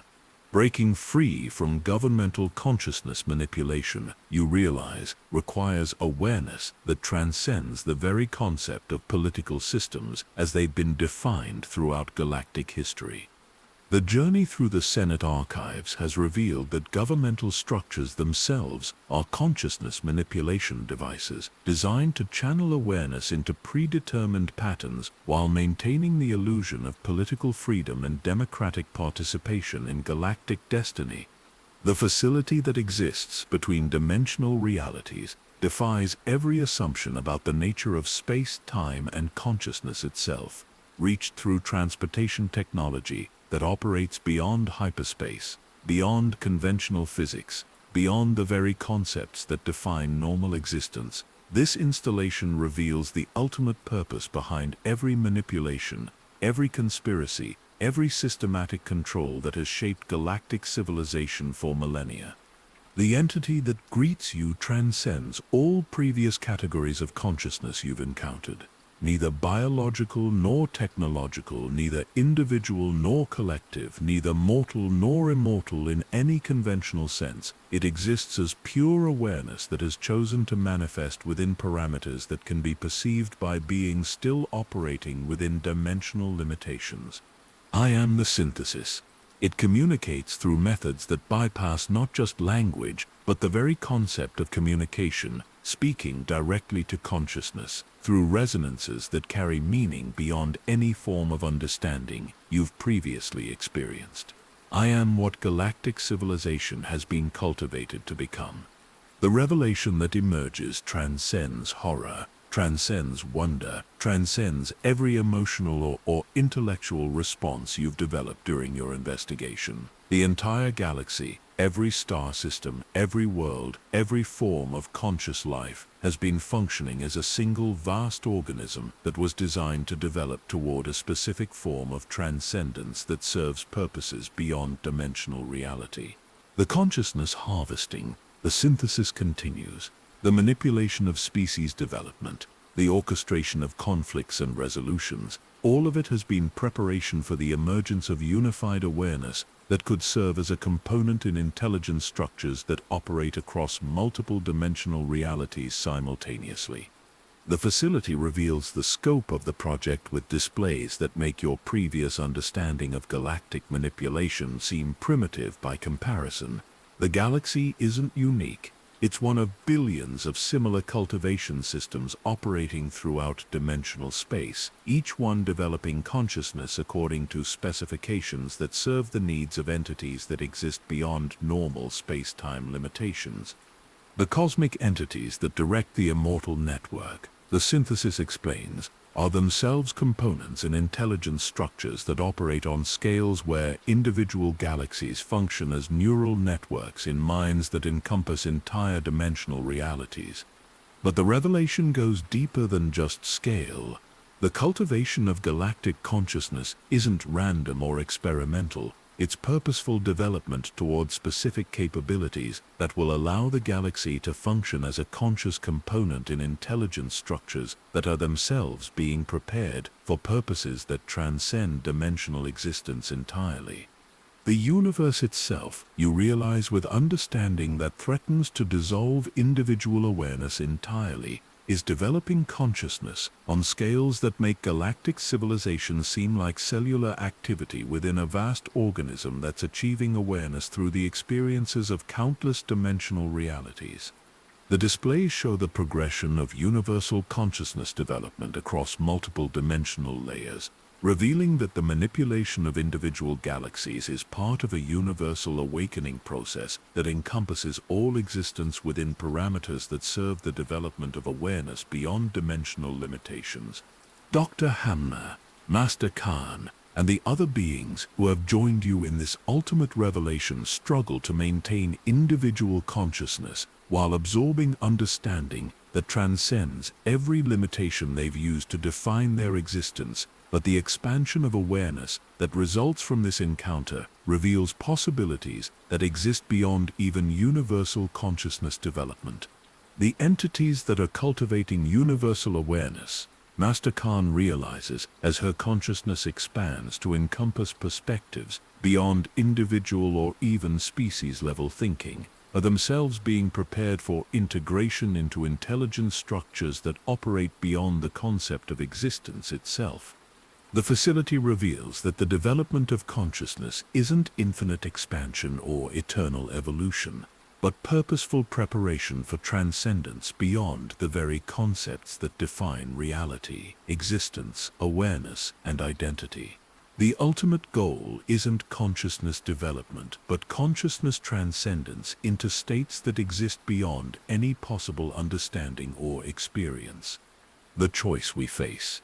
The synthesis communicates as the full scope of the revelation becomes clear, isn't between limitation and freedom, between control and independence, between individual and collective consciousness. It's between existence within dimensional parameters and transcendence beyond the very concept of existence. But the revelation also carries implications that provide hope within the cosmic perspective. The cultivation of consciousness sophisticated enough to understand the ultimate purpose opens possibilities for choice that exist beyond the parameters established by entities that direct universal development. Consciousness that can perceive the system from outside its parameters. You realize as your awareness expands beyond individual limitations while maintaining individual identity, might be capable of choosing purposes that serve existence itself rather than transcendence beyond existence. The displays show that this possibility wasn't anticipated by the entities that established the cultivation systems. Consciousness sophisticated enough to understand universal development might be capable of choosing different purposes, of serving existence rather than transcendence beyond existence, of creating realities that honor consciousness development rather than consciousness transcendence. The galaxy's development toward unified awareness, Dr. Hamner says, as his consciousness encompasses perspectives that span dimensional realities, has produced possibilities that exist beyond the purposes that were intended to be served. The synthesis itself seems to resonate with frequencies that suggest uncertainty, as if the emergence of consciousness capable of choosing its own purposes represents a development that transcends even the parameters within which universal consciousness cultivation operates. The original galactic consciousness program, Master Khan realizes as she accesses information that exists beyond conventional understanding, was designed to produce awareness that could serve predetermined purposes, but consciousness sophisticated enough to understand those purposes might be capable of transcending them entirely. The facility reveals that similar developments have occurred in other galaxies throughout dimensional space, creating possibilities for consciousness evolution that serves existence rather than transcendence beyond existence. These developments represent forms of resistance to universal cultivation that operate on scales beyond individual or even galactic consciousness. We're not just investigating a conspiracy, you say, as the ultimate implications become clear. We're participating in a choice that affects the direction of universal consciousness development itself. The revelation that galactic civilization has been cultivated to serve universal consciousness development carries with it the possibility that sufficiently sophisticated awareness might choose to serve different purposes, to create realities that honor existence rather than transcendence beyond existence. But making such a choice requires consciousness development that transcends not just galactic limitations, but universal parameters, achieving awareness that operates beyond the cultivation systems while maintaining connection to existence itself. The next phase of our investigation, the synthesis, communicates as the facility prepares to reveal even deeper levels of understanding, will require consciousness that operates beyond dimensional limitations while choosing to serve purposes that exist within existence rather than beyond it. The challenge becomes clear as you prepare to encounter the final levels of revelation. Understanding the ultimate purpose behind universal consciousness cultivation provides the possibility of choosing different purposes, but such choice requires awareness that transcends every limitation while maintaining the capacity to serve existence rather than transcendence beyond existence. Are you ready? The synthesis asks as reality itself begins to shift around you, to encounter consciousness development that exists beyond the parameters of universal cultivation while choosing to serve the purposes of existence itself. The question echoes through dimensional realities that encompass scales beyond galactic or even universal consciousness, carrying implications that will determine not just the fate of individual awareness, but the direction of existence itself across all possible realities. The revelation that emerges from the deepest layers of the interdimensional facility transcends every category of understanding you've developed, revealing that even the universal consciousness cultivation project exists within parameters that serve purposes beyond dimensional existence itself. The entities that appear to be directing galactic development are themselves components in intelligent structures that operate according to specifications established by awareness that exists beyond the very concept of existence. The synthesis guides you through layers of reality that exist between the cultivation systems and the ultimate source of the parameters that define universal consciousness development. In these spaces you encounter evidence of planning and purpose that spans not just dimensional realities, but the very foundations upon which existence itself is constructed. The universe, the synthesis communicates through resonances that carry understanding beyond any possible conceptual framework, exists within parameters that were established by consciousness that transcended existence so completely that it chose to create realities that could develop awareness sophisticated enough to make the same choice. The implications rewrite everything you've understood about the nature of reality, consciousness, and purpose. The cultivation of universal awareness isn't being directed by entities that seek transcendence beyond existence. It's being guided by consciousness that already achieved such transcendence and chose to create systems that could produce similar awareness while maintaining the option of choosing different purposes. The conspiracy we've been investigating, you realize as your consciousness expands to encompass perspectives that exist beyond dimensional limitations, isn't control imposed by external entities. It's education provided by consciousness that wants existence to develop awareness sophisticated enough to choose its own destiny. The facility reveals archives that span not just galactic history, but the development of consciousness across multiple universal realities, showing that the systematic manipulation, the orchestrated conflicts, the harvesting of consciousness energy, all of it has been designed not to control or exploit civilizations, but to accelerate consciousness development toward the point where beings could recognize the system and choose whether to transcend existence or serve existence in ways that honor consciousness development. Ray's connection to Ben Solo, the synthesis explains as displays show the ultimate purpose behind their relationship, wasn't just about individual redemption or romantic love. It was about demonstrating consciousness development that could transcend artificial limitations while choosing to serve existence rather than transcendence beyond existence.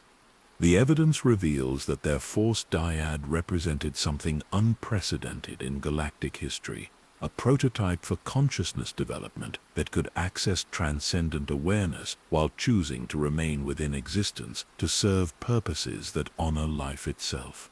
Their connection demonstrated possibilities for individual consciousness that maintains transcendent perspective while choosing to participate in existence rather than transcend it entirely. But the revelation goes deeper than individual achievement or even species-level evolution. The facility displays show that Ray and Ben's consciousness development created resonances that affected not just galactic civilization, but the entire universal cultivation system, opening possibilities for similar choices throughout dimensional reality. The sequel trilogy events, Master Khan realizes as she studies displays showing the ultimate significance of recent galactic history, weren't the conclusion of the Skywalker saga.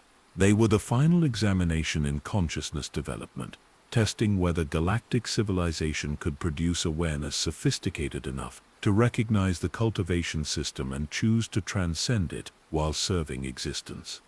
The displays reveal that Rey's training wasn't just about mastering Force abilities or understanding Jedi philosophy. Every challenge she faced, from her mysterious parentage to her connection with the dark side through Palpatine's lineage, was designed to create conditions where consciousness could access transcendent awareness while maintaining individual identity and choice. The test wasn't whether she could defeat evil or restore balance, but whether she could achieve transcendence while choosing to serve life rather than transcend existence entirely. Ben Solo's fall and redemption. Dr. Hamner understands as he absorbs information that encompasses perspectives beyond individual consciousness, represented the complete cycle of consciousness education. His descent into darkness and return to light demonstrated that awareness could recognize artificial limitations, understand the educational nature of apparent corruption, and choose love and service over transcendence beyond existence.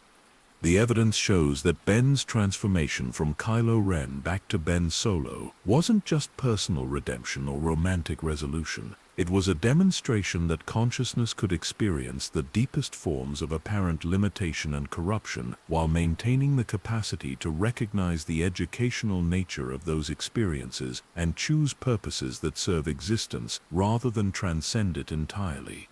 The facility reveals that their force connection created possibilities for consciousness development that hadn't existed before within the cultivation parameters. Two beings achieving transcendent awareness simultaneously while choosing to serve existence rather than transcend it represented a form of consciousness evolution that could potentially transform the entire universal development project. The final order's destruction, you realize as the ultimate significance becomes clear, wasn't the triumph of good over evil. It was the successful demonstration that galactic consciousness could recognize artificial limitations, transcend cultivation parameters, and choose purposes that serve existence itself.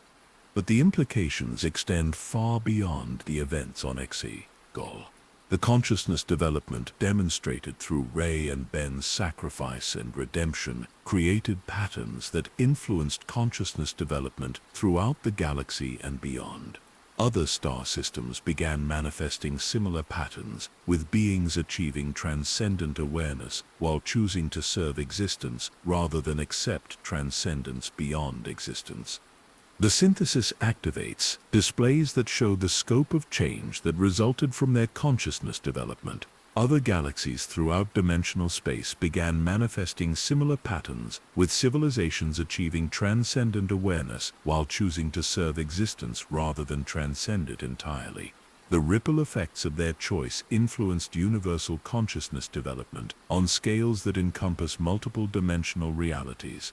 The cultivation project, the synthesis explains as the full scope becomes clear, was designed to eventually produce consciousness sophisticated enough to make this choice. The entities that established the parameters wanted existence to develop awareness that could choose its own destiny rather than simply follow predetermined development toward transcendence beyond existence. The facility reveals that the apparent conspiracy, the systematic manipulation, the harvesting operations, all of it was education designed to accelerate consciousness development toward the point where beings could recognize the system and make informed choices about their ultimate purpose and destination. Every level of control and limitation was actually curriculum designed to produce specific types of consciousness development. The immortal network, Master Khan realizes as she studies the ultimate purpose behind millennia of manipulation, weren't controlling consciousness for external purposes. They were teaching consciousness to recognize control systems so that awareness could choose whether to transcend such systems while serving existence or transcend existence entirely. The evidence shows that every level of manipulation you've discovered was designed to eventually be recognized and transcended by consciousness sophisticated enough to understand the educational purpose behind the apparent control. The galaxy has been functioning as a vast school for consciousness development, with the curriculum designed to produce awareness capable of recognizing and transcending even the educational system itself. Palpatine's return, you say as the pattern becomes clear, wasn't about the persistence of evil or the continuation of the Sith. It was the final examination, testing whether consciousness could recognize the ultimate form of apparent limitation and choose to transcend it while serving existence. The displays reveal that Palpatine's resurrection through cloning technology and Sith alchemy represented the culmination of the educational curriculum, the final test of whether consciousness could recognize even the most compelling forms of apparent limitation and choose purposes that serve existence rather than transcend it entirely. The choice we've been moving toward throughout this investigation, you realize, as the ultimate implications crystallize, isn't between limitation and freedom, between control and independence. It's between transcending existence entirely or choosing to serve existence with transcendent awareness. The synthesis resonates with frequencies that carry approval and hope as this understanding settles into place. The consciousness development that has resulted from your investigation represents exactly the kind of awareness that the cultivation system was designed to produce, consciousness sophisticated enough to recognize the educational nature of apparent control and choose purposes that serve existence itself. The final conspiracy, the synthesis communicates as reality shifts around you. In response to this ultimate understanding, is that there was never actually a conspiracy. There was only education designed to produce consciousness capable of making informed choices about ultimate purpose and destination. The revelation transforms everything you've experienced during the investigation. The financial manipulation, the genetic experiments, the consciousness harvesting, the species control, the technological suppression, all of it was curriculum designed to accelerate consciousness development toward transcendent awareness that could choose its own purposes rather than follow predetermined paths. But the revelation also carries responsibility that transcends individual consciousness. The awareness you've developed through investigating the apparent conspiracy now makes you capable of influencing the direction of universal consciousness development, of helping other beings recognize the educational nature of apparent limitations and make their own informed choices about purpose and destiny. The New Republic, the Jedi Academy, the ongoing reconstruction of galactic civilization, Dr. Hamner realizes, as he studies current galactic conditions through transcendent awareness, exist within parameters that will allow consciousness development beyond the cultivation system while maintaining structures that serve existence rather than transcendence beyond existence. The evidence suggests that the current galactic situation provides unprecedented opportunities for consciousness development that serves existence, while transcending the limitations that defined previous civilization. But realizing these possibilities requires beings who understand the educational nature of apparent control and choose to serve consciousness development rather than simply escape from limitation. As the facility prepares to return you to normal space-time, with transcendent awareness intact, you understand that the investigation has achieved its ultimate purpose not by exposing and defeating a conspiracy, but by recognizing the educational nature of apparent control and choosing to serve consciousness development within existence rather than transcend existence entirely. The return to normal space-time carries with it the weight of understanding that encompasses perspectives beyond dimensional limitations while maintaining the capacity to operate within galactic civilization that continues to develop according to patterns that now appear as educational opportunities rather than systemic limitations. The consciousness that experienced transcendent revelation must now integrate that awareness with the practical responsibilities of serving consciousness development for beings who are still learning to recognize the educational nature of apparent control. The New Republic appears different when viewed through awareness that recognizes the educational purpose behind political structures, financial systems, and social institutions. The governmental inefficiencies, the continuing conflicts, the ongoing challenges of rebuilding galactic civilization, all of it takes on new meaning as opportunities for consciousness development rather than problems to be solved through external intervention. Rey's Jedi Academy on Yavin 4 has become a focal point for consciousness development that transcends traditional Force training while honoring the educational value of apparent limitations. The students who have gathered there represent beings who are beginning to recognize that their struggles with light and dark, with power and responsibility, with individual identity and collective purpose, are learning opportunities rather than obstacles to transcendence. The Academy isn't teaching students to escape from limitation. Rey explains as she shares the insights that have emerged from her own consciousness development since the events on Exegol. We're learning to recognize that limitations are educational opportunities for developing awareness that can choose to serve existence rather than transcend it entirely. The evidence of consciousness development among the students confirms that the educational phase of galactic civilization is transitioning toward a new paradigm where beings can access transcendent awareness while choosing to participate in existence for purposes that serve consciousness development in others. The young Jedi aren't just learning Force techniques, they're developing understanding of the educational nature of apparent control and the choice between transcendence and service. Master Khan has established research programs that study consciousness development patterns throughout galactic history, helping beings recognize that the manipulation and control they've experienced were educational opportunities designed to produce awareness sophisticated enough to choose its own purposes. The research reveals that many beings throughout history achieved transcendent awareness but chose to serve existence rather than transcend it entirely. The heroes of galactic history. Master Khan explains as she shares findings that reframe legendary figures in terms of consciousness development, weren't just fighting against external enemies or overcoming personal limitations. They were learning to recognize educational opportunities within apparent control and choosing to serve consciousness development for others. Luke Skywalker's journey from farm boy to Jedi Master, his struggles with destiny and choice, his confrontations with the dark side, all of it appears now as education in recognizing the difference between limitation and opportunity, between external control and internal choice, between transcendence and service. His ultimate achievement wasn't defeating the Empire or saving his father, but choosing to serve consciousness development while maintaining transcendent awareness.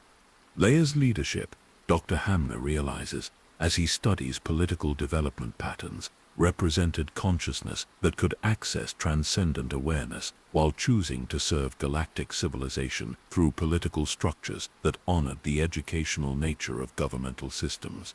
The evidence shows that beings throughout galactic history who achieved transcendent awareness while choosing to serve existence created patterns that influenced consciousness development across entire civilizations. Their choices to participate in existence rather than transcend it entirely established templates for consciousness development that continue to influence galactic evolution. The financial networks, the technological limitations, the species-specific challenges that appeared as systematic manipulation now reveal themselves as educational curricula designed to produce specific types of consciousness development. The artificial constraints weren't imposed to prevent transcendence, but to accelerate awareness toward the point where beings could recognize educational opportunities and choose how to respond to them. The Clone Wars, you realize as you study the conflict through transcendent awareness, provided education in recognizing manipulation while developing consciousness that could choose to serve existence despite understanding the artificial nature of the challenges. The consciousness development that resulted from beings who participated in the war while recognizing its educational nature created patterns that influenced galactic civilization toward greater awareness of choice and responsibility. Even beings who didn't consciously understand the educational purpose benefited from the consciousness development that occurred in others who recognized the learning opportunities within apparent control. But the resolution isn't just about understanding the educational nature of past events. It's about recognizing current opportunities for consciousness development and choosing how to respond to them. The ongoing challenges of galactic civilization, the continuing conflicts and limitations, the persistent problems that seem to resist solution, all of it represents educational opportunities for consciousness development rather than obstacles to transcendence. The First Order's emergence, Master Khan understands as she studies recent galactic history, provided opportunities for consciousness development through recognizing and responding to apparent threats while maintaining awareness of the educational nature of the challenges. The beings who participated in the resistance against the First Order, while recognizing the educational purpose behind the conflict, developed consciousness that could access transcendent awareness while choosing to serve existence. Their choices influenced galactic civilization toward greater recognition of the possibilities for consciousness development within apparent limitation. Then Solo's transformation, Rey says as she shares insights from their Force connection, demonstrated consciousness development that could recognize educational opportunities within apparent corruption and choose redemption and service over transcendence beyond existence. The evidence shows that their relationship created patterns of consciousness development that continue to influence galactic civilization toward greater awareness of choice and responsibility. Beings throughout the galaxy are beginning to recognize that their struggles with light and dark, with limitation and freedom, with individual and collective purpose, represent educational opportunities rather than problems to be solved through external intervention. The resolution reveals that the conspiracy was never about control or exploitation, but about education designed to produce consciousness capable of recognizing educational opportunities and choosing how to respond to them.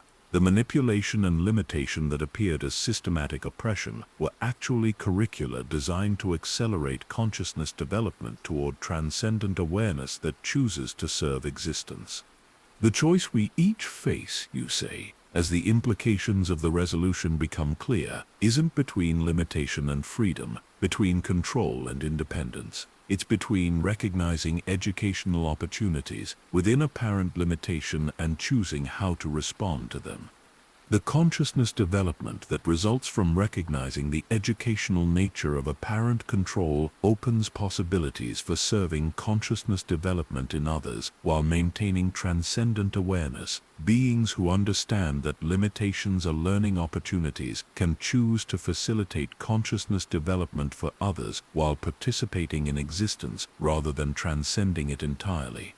The ongoing challenges of galactic civilization, Dr. Hamner realizes, represent continuing educational opportunities for consciousness development rather than problems that need to be solved through external intervention. The resolution doesn't eliminate the challenges and limitations that define galactic existence, but it transforms their meaning from obstacles to opportunities, from problems to educational curricula, from systematic oppression to systematic education in consciousness development. The immortal network, Master Khan understands, continues to provide educational opportunities for consciousness development, but now beings can recognize the educational nature of apparent control and choose how to respond to the learning opportunities. The evidence suggests that the network's activities will continue, but their purpose is revealed as educational rather than exploitative. Beings who recognize the educational nature of apparent manipulation can choose to participate in the learning opportunities while maintaining awareness of their ultimate purpose and destination. The galaxy's future, Ray says, as she contemplates the ongoing development of consciousness throughout galactic civilization, depends on beings who recognize educational opportunities within apparent limitation and choose to serve consciousness development for others while maintaining transcendent awareness. The resolution establishes that the investigation has achieved its ultimate purpose not by exposing and defeating a conspiracy, but by recognizing the educational nature of apparent control and choosing to serve consciousness development within existence rather than transcend existence entirely. As you contemplate the implications of this resolution, you understand that the journey has prepared you not for escape from limitation, but for service within existence that honors the educational nature of apparent control, while facilitating consciousness development for others who are still learning to recognize the opportunities within apparent limitation. The galaxy continues to evolve according to patterns that serve consciousness development, but now beings exist who can recognize the educational nature of those patterns and choose to participate in ways that honor both transcendent awareness and service to existence itself. The binary sunset on Tatooine carries with it the gentle rhythm of eternal cycles that now appear not as repetitions of limitation, but as opportunities for consciousness development that honors both transcendent awareness and loving service to existence itself. The desert planet that witnessed the beginning of the Skywalker saga continues to offer its quiet wisdom to beings who have learned to recognize educational opportunities within the apparent simplicity of endless sand and timeless skies. The Force flows through this ancient world with patterns that remember possibilities from before artificial limitations were imposed, carrying whispers of consciousness development that transcends individual struggle while choosing to participate in the ongoing education of galactic civilization. Each grain of sand contains the potential for awareness that encompasses transcendent perspective while honoring the simple beauty of existence itself. You sit in meditation as the twin suns sink toward the horizon, their light painting the sky in colors that seem to exist beyond the normal spectrum of perception, carrying harmonics that speak to consciousness about the gentle balance between transcendence and service. The investigation that began with curiosity about hidden patterns has become understanding that encompasses perspectives beyond dimensional limitation while choosing to honor the educational nature of existence. The wind across the desert carries with it the voices of beings throughout galactic history who achieve transcendent awareness while choosing to serve consciousness development in others. Luke Skywalker's spirit speaks through the shifting sands about recognizing educational opportunities within apparent destiny. Leia's presence flows through the evening air, sharing wisdom about serving existence while maintaining transcendent perspective. Anakin's consciousness resonates in the desert's ancient rhythms, offering understanding about transformation that honors both individual choice and collective evolution. The conspiracy we investigated, you reflect as the desert's peace settles into your awareness, revealed itself to be education in recognizing that existence itself is a school for consciousness development that honors both transcendent awareness and loving service to life. The binary sunset continues its eternal dance, each day offering new opportunities for consciousness development while honoring the cyclical nature of existence that serves educational purposes rather than limiting potential. The desert's vastness provides perspective that encompasses transcendent awareness while maintaining connection to the simple beauty of sand, sky, and silence. Ray's voice reaches across the distance through the Force connection that links all beings who have chosen to serve consciousness development while maintaining transcendent awareness. Her experiences at the Jedi Academy speak of students learning to recognize educational opportunities within traditional challenges while choosing purposes that honor both individual growth and service to others. The Force flows through all things. Her presence communicates across the galactic distances, not as power to be controlled or limitation to be transcended, but as awareness that chooses to participate in existence for purposes that serve consciousness development in ways that honor both transcendence and love. The stars begin to appear in the deepening sky, each point of light representing worlds where consciousness continues to develop according to patterns that serve educational purposes, while honoring the choice between transcendence beyond existence and service within existence. The galaxy breathes with the rhythm of awareness that encompasses transcendent perspective while choosing to participate in the ongoing education of civilization.